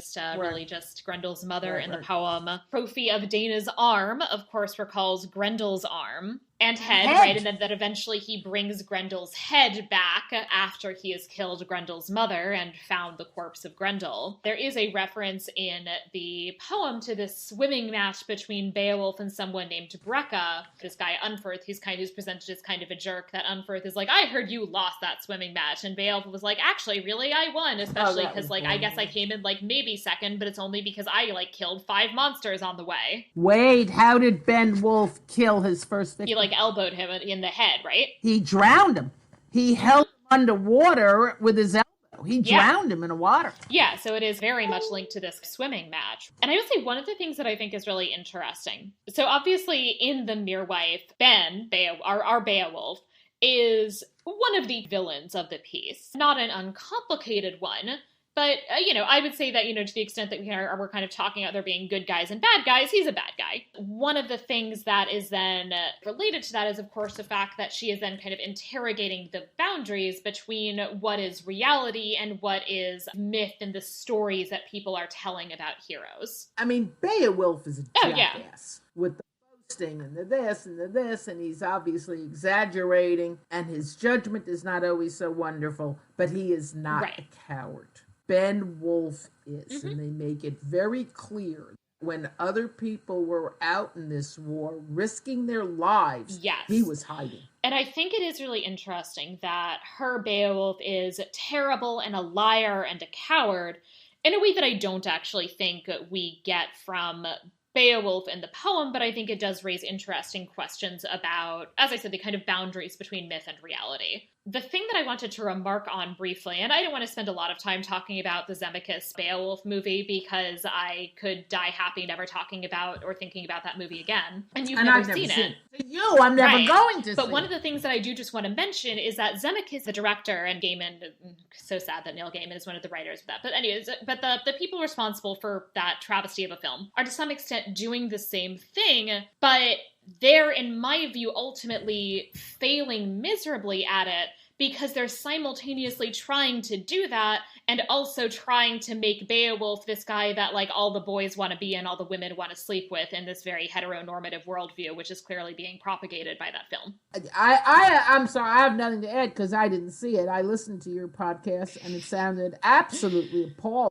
But that's the problem, right? Is that you can't do both. You can't say that Beowulf is a shitty liar about everything and also say that Beowulf is, like, fucking awesome. Well, you can certainly say that although he's a horror and a liar, that people find But that's not what the movie is doing. The movie is, I think, very clearly saying that we all should be attracted to him or, be compelled by him and his masculinity. See, that's what I was also trying to figure out. From a modern sensibility, Beowulf is a It depends on whose modern sensibility. Oh, I'm sorry. I'm not. My Proud Boy membership hasn't come through yet. All the boasting, all the this, all the story. I mean, it's ridiculous. And then at the end, when, as you said, he goes by himself, he doesn't want any help, he ends up dead. And granted, he's not that young by now, and these people aren't typical 200-year-old survivors. The end is that he has destroyed our country. That woman Keening, and that is in the original poem. He has no heir. He is dead. We are chickens, and the foxes are coming. And it's because of his hubris. But what I don't know is whether, when this poem was being orally disseminated, how admired he was. And that's what I meant by a modern sensibility. Tall tales, some people like them, some people laugh at them, but I don't know whether he was somehow under suspicion as a pure hero in his time because of that last ridiculous hubristic Well, I think he is, endeavor. and I think that he's not actually an uncomplicated heroic figure. I mean, I think that it is telling that it ends with this episode about the dragon, which is ultimately about his failure. Yeah, but the dragon died too when he brought Well, but he didn't. I mean, because he killed the dragon. Burn. But it's very clear. I mean, it is a choice that the poem ends on the fact that his kingdom is destroyed because of him. Right. But I think that's partly because he didn't have an heir. I think it's really important in European history. It's because he didn't have an heir, but it's especially before but you it's go also off this but it's this whole move as well that the fact, and I think they're blaming both Beowulf and his warriors for the fact that he shouldn't have gone into this alone, because the problem with that is both that Beowulf didn't make it, which is bad, but it also means that the whole kingdom is now going to be perceived as this kingdom where the warriors aren't brave enough to actually defend them, and that's going to make others more likely to attack. That's the real problem. And that's something that I think Beowulf is blamed for telling the warriors not to come with me, and then the warriors are also blamed for, with the exception of Wiglaf, listening to him. That I do think he is considered to be flawed. Oh, good. I think that the reason that it kind of ending on that note is deliberate, and it's one that is kind of undermining any sense of him as being perfect. And I do think that there is an understanding in some of these Old English, Old Norse epics of kind of excessive pride and hubris as being something that's perhaps the source of one's downfall, and that while obviously doing great deeds and seeking glory is all good, that it's not necessarily entirely a positive quality to have that pride, especially if you can't actually back it up, where it's something that he could do when he was young with Grendel, but he can't do when he's 60 with the dragon. So men have always been arrogant jerks, and everybody has always known that, and no one's done a damn thing to change it. Great. Remember, too, he can take all the credit he wants for killing Grendel's mother, but she's like 100 years old. The interesting thing about Headley's translation or the poem itself is some moments which are so lyrically beautiful. One of them is some guy saying, oh shit, it was Beowulf. They're all Beowulf, I think. Saying there were people who reported that they had seen the mother and son walking together in the mist. Yeah. It was so lovely. And then Beowulf has that other speech about the father's despair after his son dies. I mean, they're beautiful, and they're, oh shoot, what's that word? Sensitive, of an understanding of the human relationships and kinship. They're just gorgeous, and that's a side of him too. And I think that is one of the really interesting things about the original poem, is that I do think that there's this kind of interest in kinship, and that Grendel and his mother are absolutely part of that. And that, as I said, that there's, I think, a question of whether Grendel's mother is seen as dangerous because she's a woman doing things in terms of vengeance culture that should ultimately be done by men. But I think that the action she takes in and of itself is not actually bad by their cultural norms. Yeah, but I think they would have gone after Grendel's, whoever took vengeance.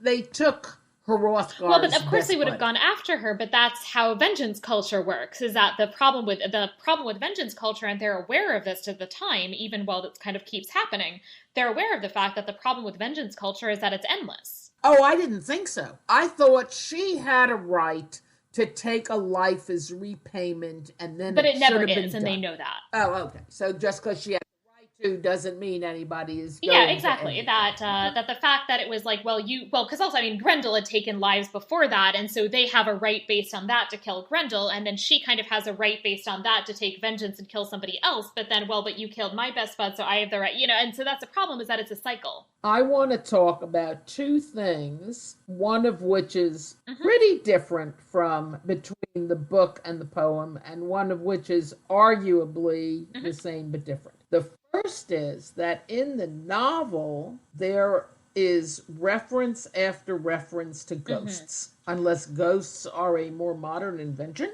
as opposed to just having people from the past. But over and over in the novel, they talk about ghosts. I'm not sure that ghosts are necessarily inherently modern, although I actually don't know offhand what precisely the history is of ghosts. Well, do you know any in medieval?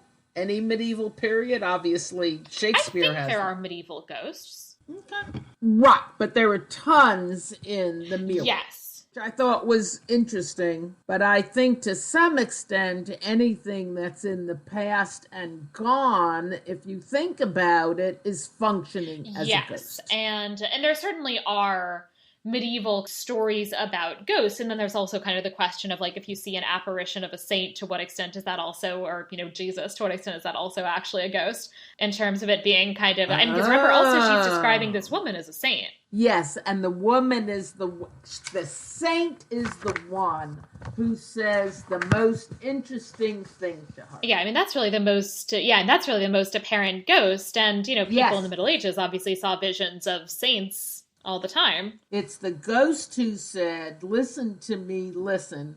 In some countries, you kill a monster when it's born. Other places, you kill it only when it kills someone else. Other places, you let it go out into the forest or the sea, and it lives there forever, calling for others of its kind.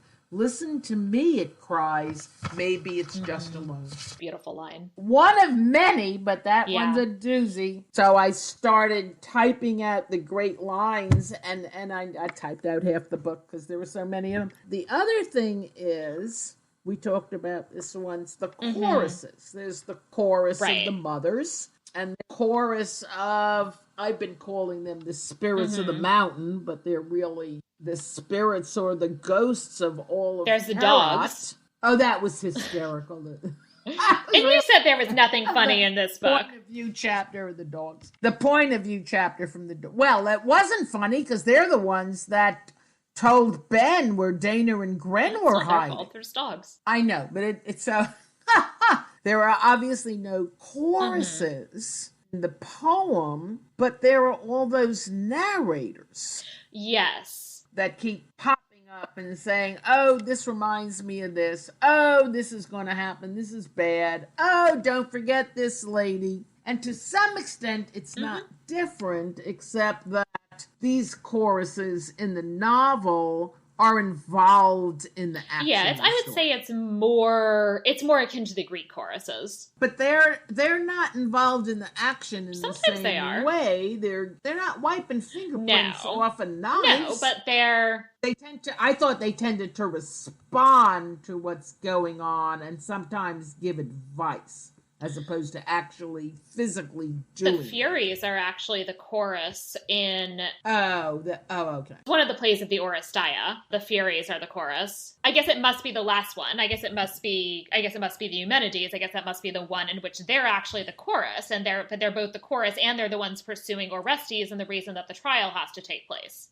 Oh, okay. And that's great. So but that's like what the mothers are. Actually, that's actually probably like the Furies. So that's something that I think has much more of a parallel in ancient Greek literature. Right. I don't offhand know of a medieval example, though I haven't looked it up, and it's possible that there is one. Right. But there are a gazillion narrators in Beowulf. It can't possibly all be the same narrator because he's in 50 different places. Right. Yeah. And so there's a lot of like people like kind of popping up and saying like, let me tell this story. Right. Which I think Maria Headley sort of was what she remembered sitting at the end of the bar stool. One of the things also that I wanted to kind of note as well is that both the translation and the book are in a lot of ways, I think, very much kind of about masculine violence and toxic masculinity and the dangers there. Right. Marina Dumitrescu had a great review in the New York Review of Books that does, I think, make the very valid point that to some extent in the translation, that does involve eliding some of the differences between medieval and modern masculinities. How so? The big thing that kind of strikes me in particular is that I think medieval masculinity is actually much more about your emotionally effective relationships with other men. And I think the fact that Beowulf goes it alone is actually ultimately a kind of failure of as opposed to a sign of how great he is from a masculinity perspective. That's interesting. And I don't think that's how Headley sees it. And you're saying the medieval thing is to have a group, and right? That there's obviously some kind of brave deeds that you do yourself for individual glory, but there's also a real emphasis on the kind of strength that comes from your bonds with other men. And that's the medieval one? But that's not in Beowulf. Beowulf's separating himself from that is ultimately to some extent a failure, not a goal. Okay. I don't know if I agree, since everybody is so crazy about him whenever he comes back from one of those first two battles as the sole victim. It's obviously impressive that he's done these things by himself, but it does mean that he is isolated from these bonds in a way that I don't think is ultimately a good thing. Okay, that's a subtext that I don't see reading the text on its surface, but I'm sure you're right. So that's my sense, and I think that's kind of coming out of a lot of kind of reading about medieval masculinity, and it's actually one of the things that's come up with kind of recent studies about masculinity in Viking culture is the extent to which these men that go off on these kind of ultra-violent, independent escapades, that there's, on the one hand, there is clearly something that is compelling about them, but on the other hand, there is something that in the texts themselves is seen as being dangerous and problematic. Okay, but obviously, I'm an American, and I've grown up on American movies, and that's the American hero. I mean, whether I like it or not is not the point, but it is the American hero the loner who's isolated, who goes out and pretty much saves the world, saves the little girl from the Native Americans, saves this, saves that. Only difference is we've got a lot of buddy movies so that you can. But I think that is very much kind of linked to a modern masculinity. That's what I'm saying. An American modern masculinity. That I think one of the things that actually makes it toxic in a way that, not that there aren't toxic elements about medieval masculinity, but I think one of the important elements of modern toxic masculinity is that it discourages these close affective bonds with other men. That having a close relationship with a person is that there's a kind of like, oh, if you have a relationship like that with another man, then like that makes you gay, and being gay is less masculine in this kind of discourse of American toxic masculinity. That's very fundamentally not medieval. But the other American thing is, in disaster movies, comedies, just about everything, the buddy movie, and for that matter, Moby Dick. I mean, it goes back a while in American literature, where there are two men who have a relationship, which is not necessarily homoerotic, but the important thing about the male relationship is that it excludes Yes, which is, I think, also actually true of these medieval relationships between men, is that they are they are very fundamentally about the exclusion of women. But what changes is that I think the emotional tenor of those relationships changes, and that especially when you're talking about things that are much more modern, there's this constant need to do basically these like, but no homo, though. Right. As I said, the introduction to Beowulf is just an astonishing document. But one of the things she said is that she translated, pronounce it, Sarah. What? Which has been translated as hark, lo, so, whatever. She translated it as bro, to get across the idea that this culture, these telling of stories, is one guy to a bunch of men, which to me seems as much biblical as medieval. Yeah, and I do actually think there's really something in that. And that's one of the things that I actually do like about the translation, is that I do think it has this kind of emphasis on the fact that it makes visible the fact that it is men telling stories about and to other men, by, about, to, etc., other men. And that women are to some extent, kind of pop up every now and then, but are to some extent essentially irrelevant. Considering American literature, romantic American literature, I think there's an astonishing number of women in Beowulf. Truly astonishing. Compared to Moby Dick.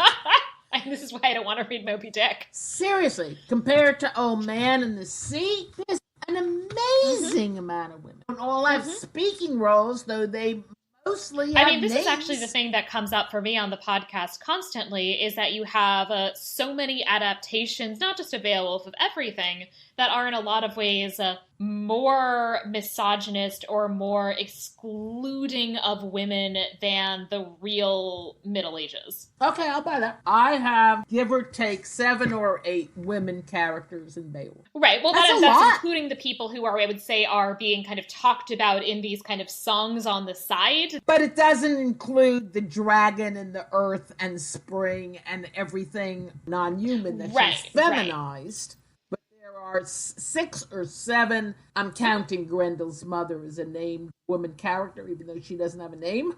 That's a lot of women in a little in general, what you tend to see is that you basically have, in most Beowulf adaptations, at best case scenario, you have Grendel's mother and Welvia. And then you also sometimes have random, basically, women sex objects who are added in. I have to say one more thing about the Zemeckis Beowulf movie, because I found it out recently and did not know it for the podcast first came out. Okay. There is a woman who Catherine and I dubbed Ursa Table Boobs. Her name is Ursa. That is not in the movie, but it is in the credits. The main context in which we see Ursa is that Ursa is literally washing a table with her breasts. She's just sort of like boobing over a table in this kind of very low-cut dress, and that is how she's washing the table. Well, I hope she got paid well. She is played by the director's wife. Well, I hope she got a very good settlement. I believe they're still married, and also that he has done this in multiple movies, that he has had like a hypersexualized character played by his wife, which is creepy. I think I prefer Alfred cock making a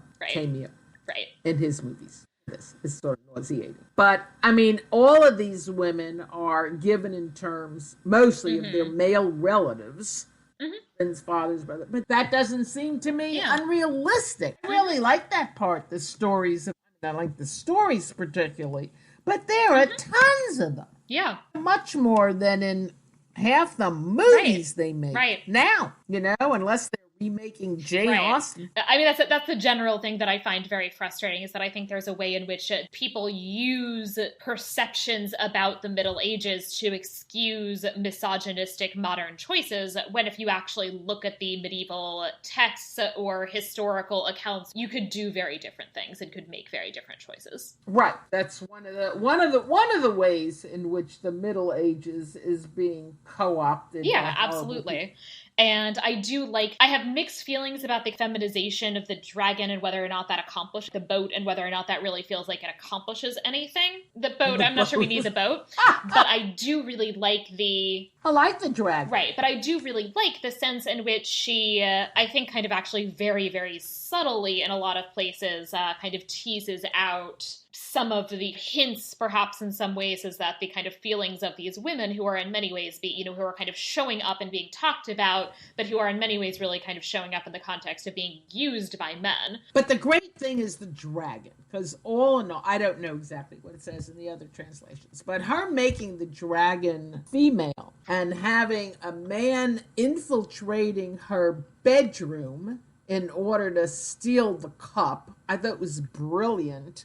And then the line that the guy saw her as a dimwit, clocking neither her courage nor her grit. I mean, I don't think she makes it a woman just so she can say, okay, I got another female in here. I think she made some very important points. Yeah, it is certainly an interpretation. I would recommend this translation. I think it's a really interesting translation that's really in a really interesting way to think through both medieval and modern ideas about gender, and it's in that spirit that I'm actually going to be assigning it to students. And it's 120% accessible. Yeah, and I think in that it's really fantastic. It is certainly, however, also an interpretation, which I don't think is a bad thing, but that it is less literal than other translations one could choose. The Heaney translation is not perfectly literal either. It makes a number of choices that are more poetic than literal. The Ray Liotta translation, which I also actually have, I literally have 3 Beowulfs sitting out here in front of me. Probably one of the more literal options. Okay. I am no expert, but I have done some reading, and my understanding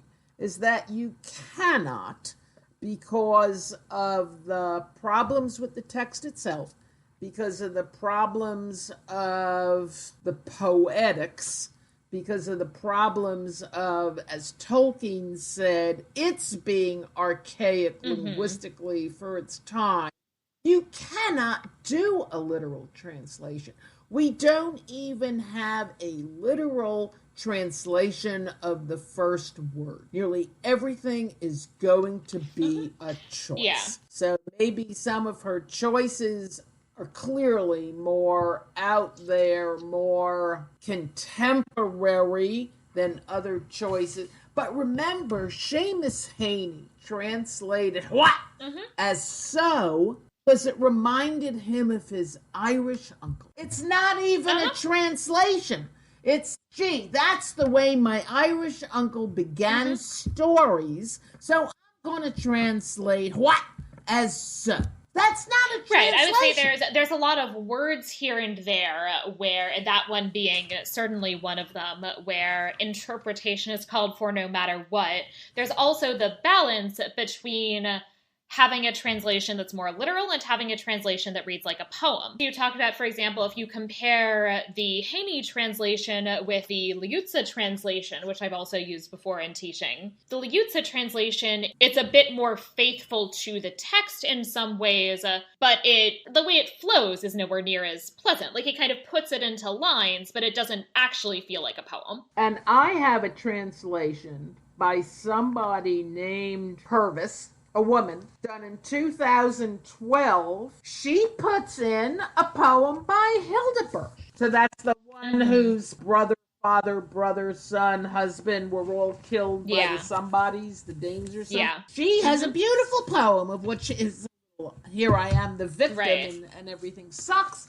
So yeah, there's a wide array, but I don't think there can be a perfect Right. translate. You just can't Especially also do it. because, as I said, I do think it's actually of value to think about the balance between, on the one hand, representing words as accurately as possible versus representing the experience. It's an oral tradition, which means you have to write it in such a way that it's best Right, and read it is, aloud. and it's a poem, I mean, that also, I think that matters. There's ways about there's things about the way in which it flows and tears to you. I mean, it shouldn't read the same as prose. And I think that that's something that I do actually think that the Headley translation does really well, is that I think it's a brilliant translation to read out loud. I think that's also true of the Haney translation. God, I've listened to that a million times in the car when I actually went any place in a car. And I think there's a lot to be said for a lot of these translations, and that they're all functioning as interpretations and they're all doing different things. So just, I mean, I think there's a reason that I am sitting here with 3 different translations of Beowulf open in front of me. And the other thing I will note that Headley also does a lot with using alliteration, which I think is very cool. Alliteration, her internal rhymes. Right, and I think that, especially the alliteration, because, rhyme is actually relatively rare in Old English poetics. It's really much more about alliteration, but is something that they really do a lot more with, and I love that that's something that she does. Oh, also, fun fact for the Muirwife, I'm not sure, I can't remember if I noticed this. I don't think I noticed it the first read, but I was reading something that remarked on it. Each chapter of the Muirwife begins with another variant on the translation of what? Most of them. Here, wrote them all down. Listen. So. What? Attend. Hark. Tell. Ah. Lo. Yes. Sing. Now. But even that line I kept reading out loud, marriage mellowed the monster. Yeah, no, I mean, I think the alliteration really is fantastic and is something that draws on the experience of what hearing this poem recited out loud would have actually been like in a way that I think is really interesting. The other thing, and I'm not going to read it all out loud, is that I took notes of every time some character says, or somebody says to one of the main characters, listen. So it's like the first thing Dylan says, etc. And it goes on, and some of them are people, the families talking to their mothers, and some of them are these strangers on a train, and some of them are ghosts, but it's over and over. Yeah. Over. It's an astonishing novel. It is. Truly astonishing novel. There's a word in the Old English, Orcneas, Orcneas. We don't know exactly what it means. Haney translates it as evil phantoms.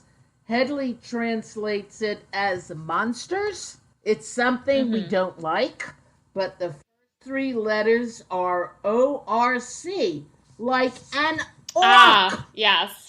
So that's then a very good lead into the Historia et Veritas segment, where I want to talk about ideas about monsters and the monstrous, because I actually wanted to start out by talking about Tolkien. Tolkien is extremely important in the history of how people talk about Beowulf, in part because in his article, The Monsters and the Critics, one of the big interventions that he made was to make the argument that the monsters actually matter, that we should actually think and talk about the monsters. Because previously, to some extent, there was a sense that, well, I mean, you should mine Beowulf for these little facts here and there about real kings, but then there's all of these dumb stories about monsters and who cares. Oh, yeah. And so that is his intervention, is the argument that the monsters actually tell us something about medieval worldviews.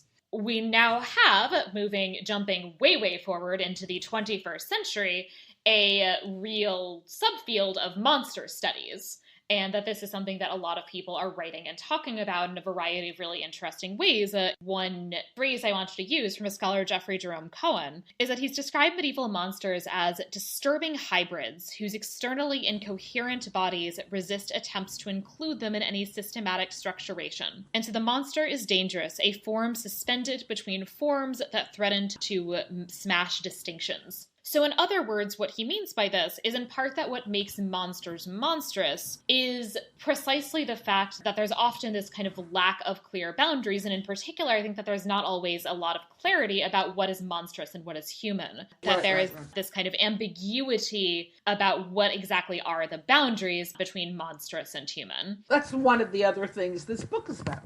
That's really something that Headley picks up on in really interesting ways and is interrogating in this book, is this kind of question of what's monstrous and what's human.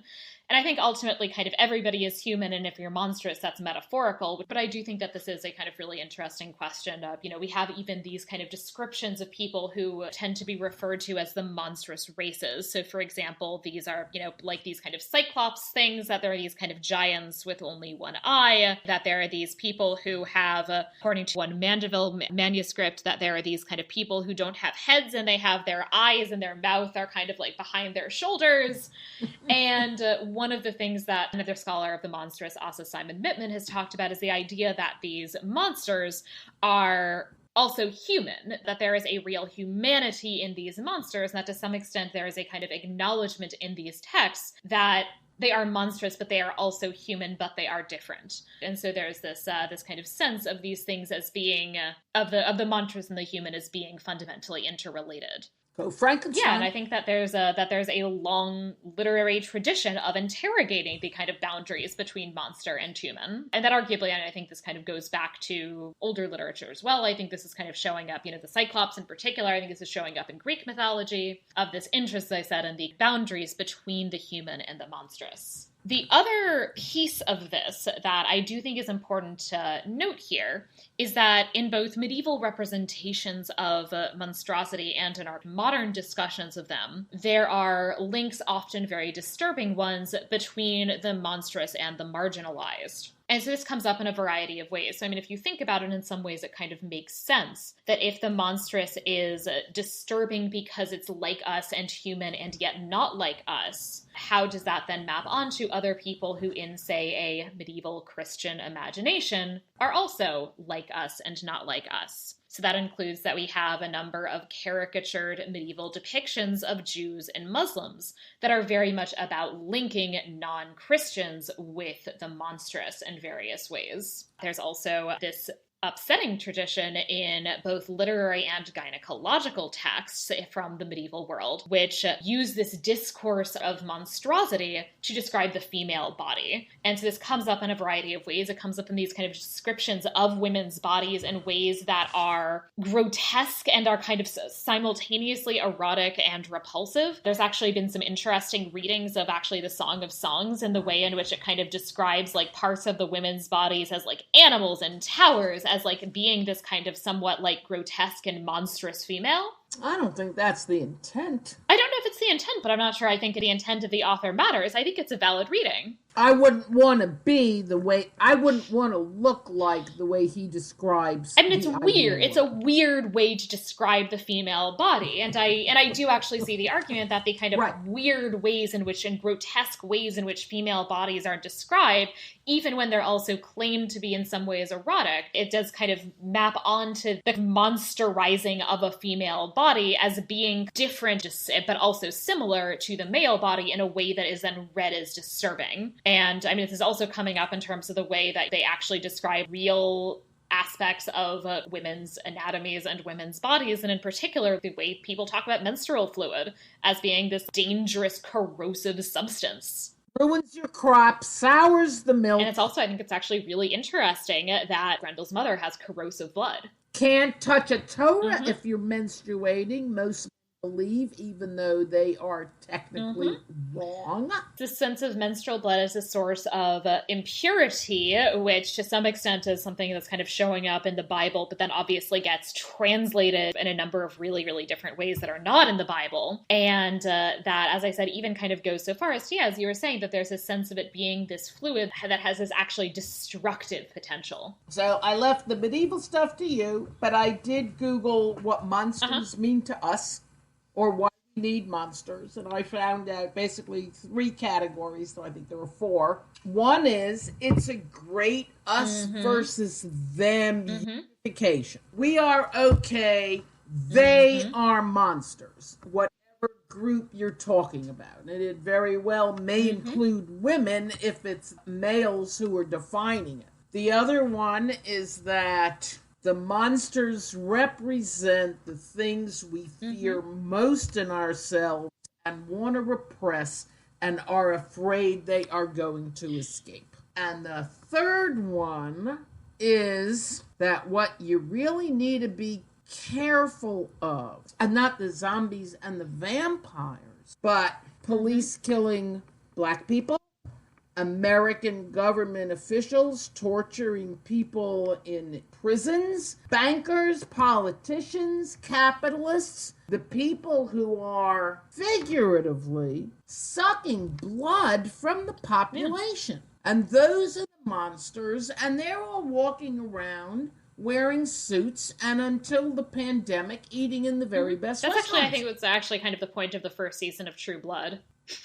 Is like you have all of these vampires and like maybe that's scary, but actually the real problem is racism and bigotry. But the other thing I read is modern scientific theory that the circuits in your brain that fire up for fear are the same circuits that fire up for empathy. So if you have a monster like Frankenstein's monster, whose name I think is Adam, that if your brain is really firing on all circuits, you're going to be disgusted and empathetic simultaneously. And I think this is going back to the problem of monsters as being these beings that in some ways are kind of crossing boundaries and are hybrid, is that the problem with monsters is that they are both too unlike us but also too like us. Right. And so, then you have these kind of simultaneous ways in which monsters are very kind of fundamentally human, but also ways in which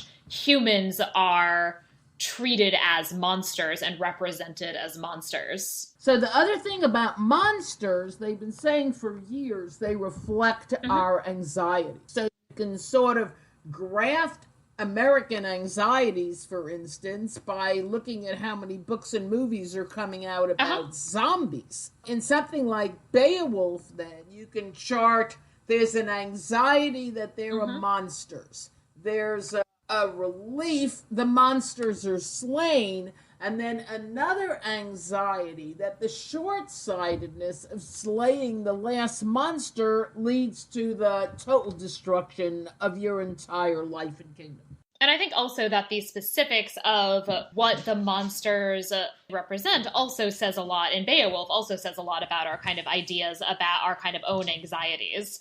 I do think that actually the kind of way in which Grendel's mother is participating in a vengeance culture is to some extent a kind of thinking about like the fact that this kind of vengeance culture might never be able to end unless you actually basically wipe out an entire family. Which they do, essentially. The dragon is very much a commentary on this, on the problem of hoarding wealth and not kind of sharing it, which is something that undoubtedly there are kings who are like not so generous and do that. Right. The final thing that I wanted to comment on in terms of our ideas about monsters is talk a little bit about medieval monsters and how they are related to often modern ideas about race. And so here in particular, I'm drawing on the work of a medievalist named Dorothy Kim, who has recently discussed how Tolkien, in his reading of Grendel, explicitly links him as a descendant of Cain with medieval discourses that are then connecting the sons of Cain to Black Ethiopians. There have been arguments made about ways in which Tolkien is to some extent kind of problematically making links between monstrousness and blackness in ways that I don't actually think are in the poem. That this is then something that then gets reclaimed to some extent by Toni Morrison, where she is centering Grendel and Grendel's mother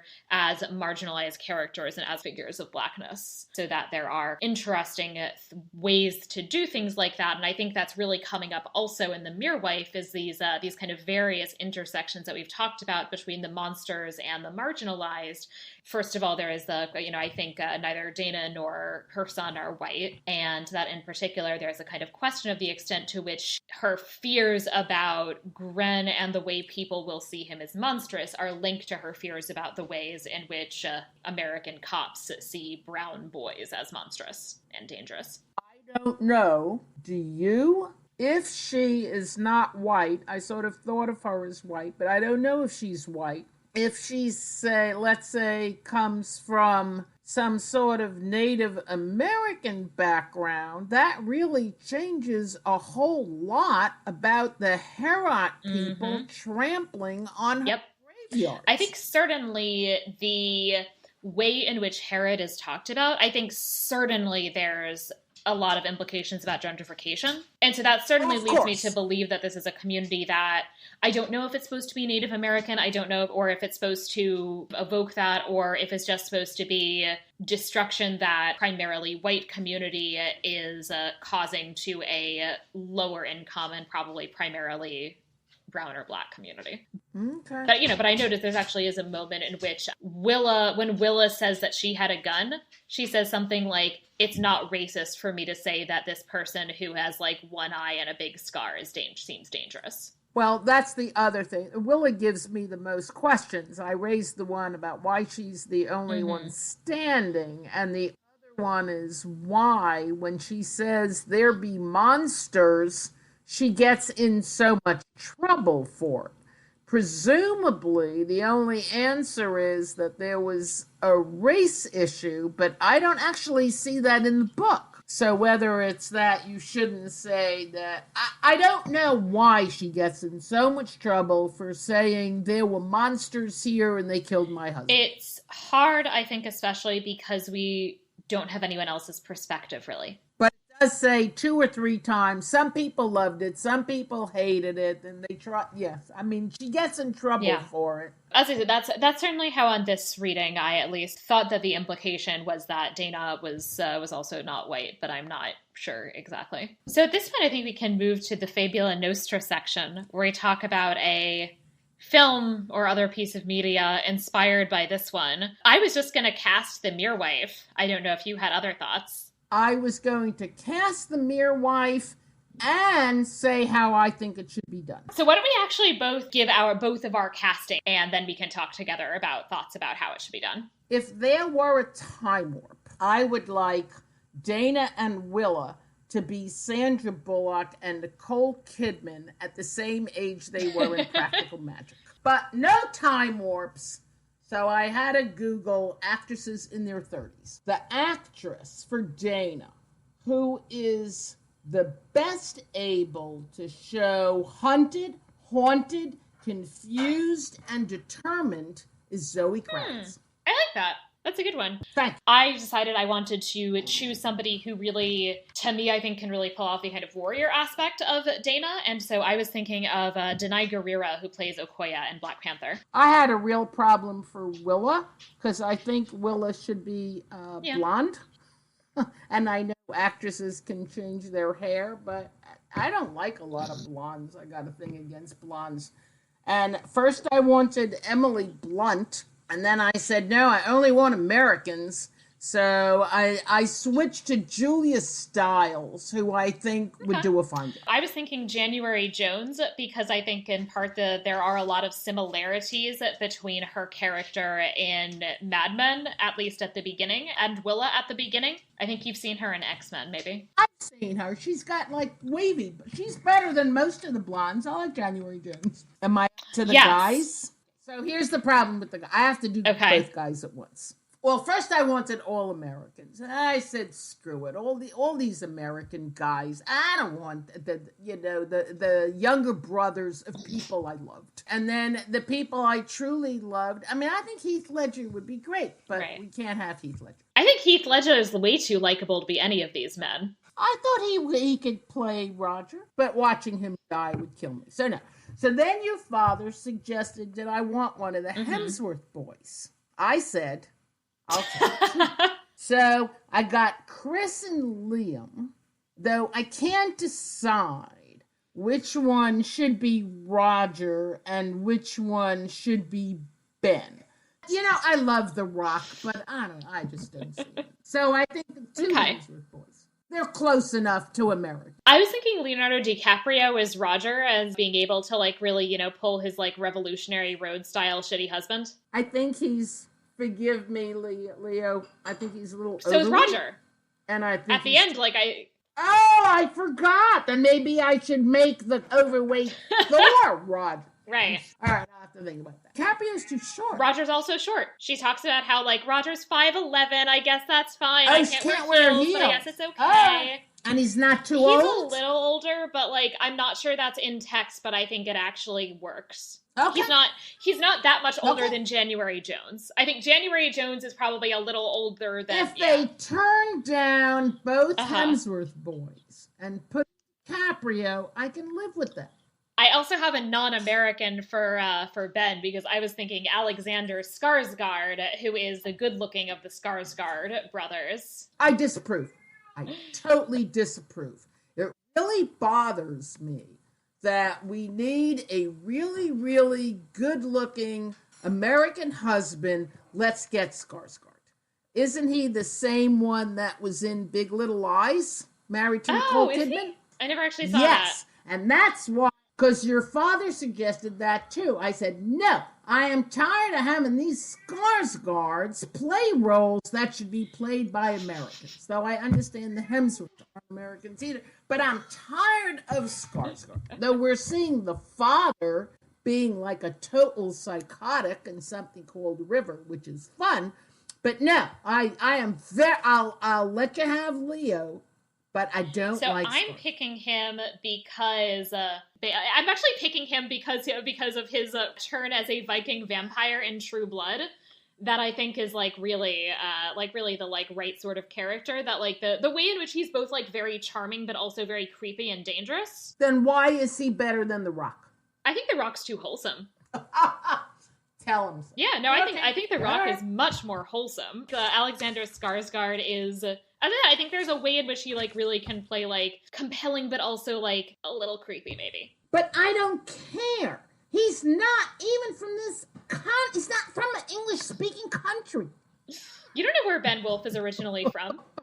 They dumped him at the orphanage. He is very blonde and very tall, isn't he? Well, we'll have to find a blonde, tall American man. Send out recruiters. Who are you thinking for the mothers? Okay, I have 4 women for mothers, and I don't really care how they and actually I do for mine. Charlize Theron, Charlize Theron is barely older than the daughters. But we don't know who the other 2. I think she could look older. Remember, this is the other problem with this book that I meant to say before. It takes place over at least 15 years. Right. So everyone's going to need makeup. Charlize Theron is 45. But they're well preserved, remember? And Roger is a plastic surgeon. I'll read you the other 3 and you can come. Christina Applegate, Sandra Bullock, and Angelina Jolie, which I think would be really funny. I want Angelina Jolie's team.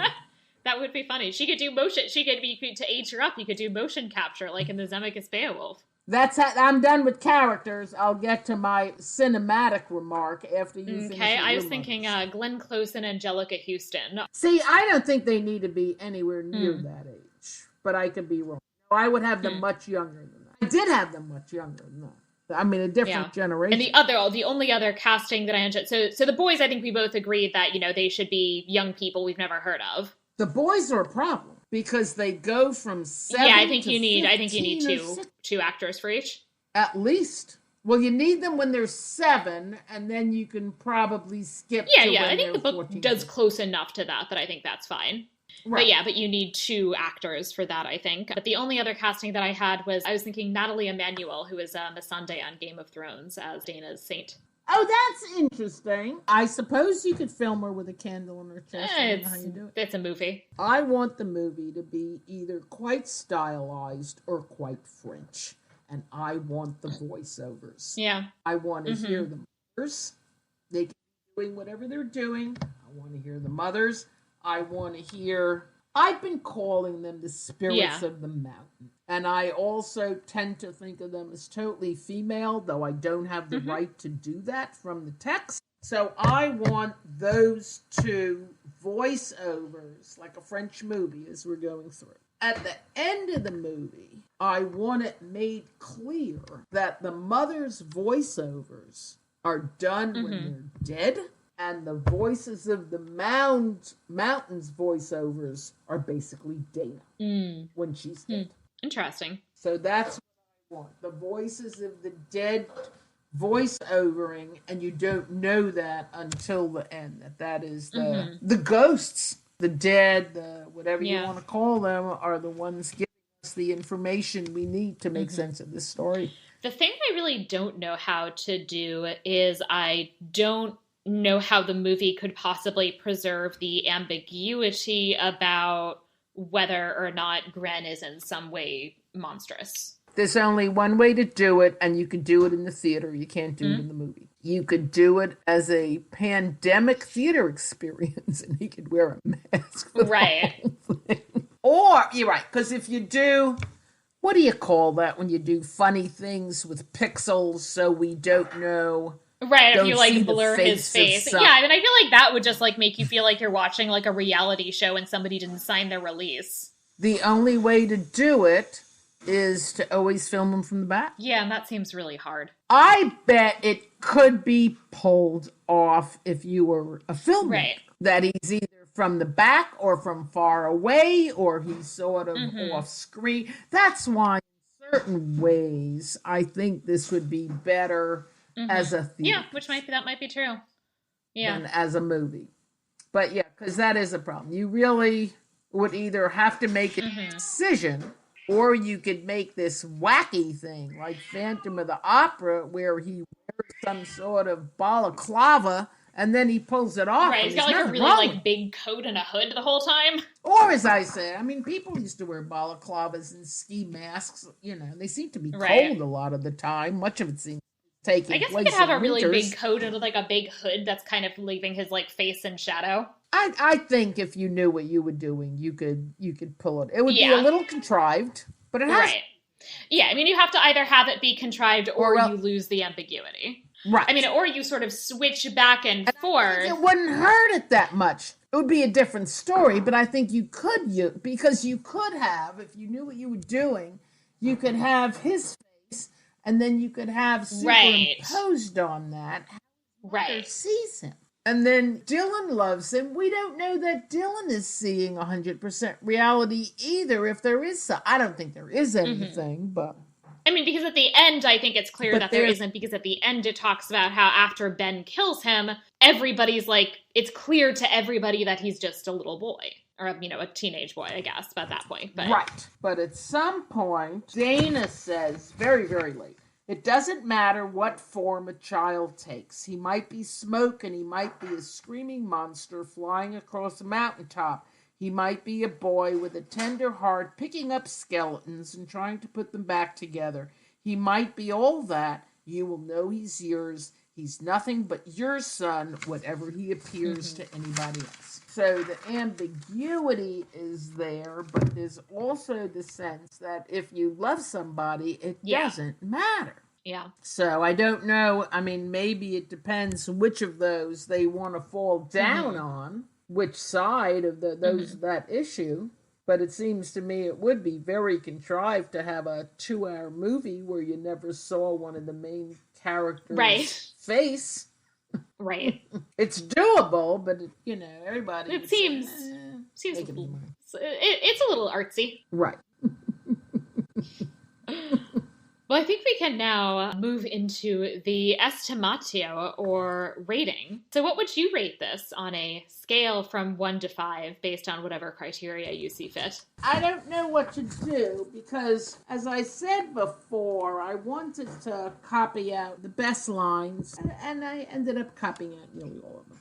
And nearly every line I said, that should be embroidered and put on a pillowcase. Is The Mere Wife a perfect novel? All I know is I read it. As soon as I read it, I wanted to read it again. I read it again, and it still automatically went onto my pile of books I need to reread. It is just a gem, sentence to sentence. So I would certainly give that a 5. I don't actually know how to grade the poem. I think if you want to grade it by something that's 100% accessible now, that can be blared across loudspeakers, and everybody would look up and say, yes, yes, yes, then that's a 5. if you're talking about something that people are going to read in 20, 30 years, I don't know. Famous phrase, hashtag yeah, blessed. and I think the downside of the translation is I think it is... Gave zero right, and I think fucks. the translation, the upside of it is that it's very accessible. I think the downside of it is that in potentially even a few years, I don't know, but that it's going to relatively soon perhaps seem dated. Right. So I don't know what to give a grade for something that at the moment is what everybody needs, but in 5-10 years, we're going to need something a little different. But even with that, I'm going to go by what we need now, because Beowulf, if anybody's going to read it, somebody says she owes a debt of gratitude to Lin-Manuel Miranda. It's sort of the same kind of, let's make this stuff accessible with certain rhythm, certain language, certain exhilaration. So I'm just going to give her a 5 for everything. Fair enough. Oh, I think I'm going to ultimately do a 4.5 as a kind of general rating. I really love The Mere-wife, and I really love the translation. I have, to some extent, kind of different parts of me in terms of my experience of it. As a feminist, I adore both. As a medievalist, I like some things and am kind of so-so on others. Like, in particular, I have a weird thing where I just don't understand why everybody thinks that, like, Wealthyau and Beowulf have to, like, have sex. I just don't get it. I just don't get where that comes from, except for the fact that they're, like, both, like perceived as attractive. Fair enough. So I just have, minor things here and there in terms of I don't exactly, as a medievalist, interpret Beowulf quite the way she does. And for me, I'm going to make that kind of knock it as in general to a 4.5. But I do have her, I think they're both really excellent and interesting. As I said, I'm going to be teaching the translation this coming spring. Going to, I think, potentially offer some kind of excerpts of The Mere-wife. I'm trying to figure out how and in what context to do that. But I do love these and would recommend them to everybody. But I think ultimately I'm going to score them a 4.5, which, I mean, for this podcast is also relatively high. I don't have that many things that get above like a 3. Are there places where the listeners could find you, my mother, on the internet? Well, so far I haven't figured out how to change my name to Dr. Greenfeld on Twitter, because I don't think I have any name on Twitter. I just have a user's name, which is probably BethG20904, but I'm under my real name on Okay, and Facebook. You're also, of course, a member of the Media-eval Facebook group. Absolutely. So you can find this podcast at the aforementioned Facebook group. You can also find us on Twitter at Media-eval Pod. If you've enjoyed the podcast, please subscribe in your preferred podcatcher app, and please rate and review on Apple Podcasts, and I will read new 5-star reviews in future episodes. You can also find me on Twitter or Instagram at Sarah ifft. If you have any questions or suggestions, I would love to hear from you via email at media.evalpod@gmail.com. Thank you for listening to Media-eval. Bye. Bye.